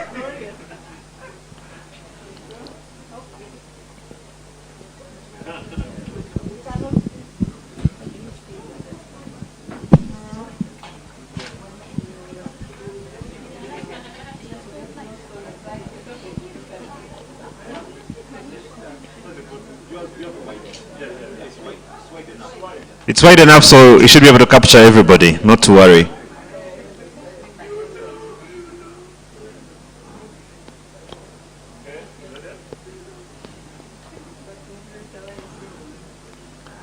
Me, I'm not in this picture, leave me alone.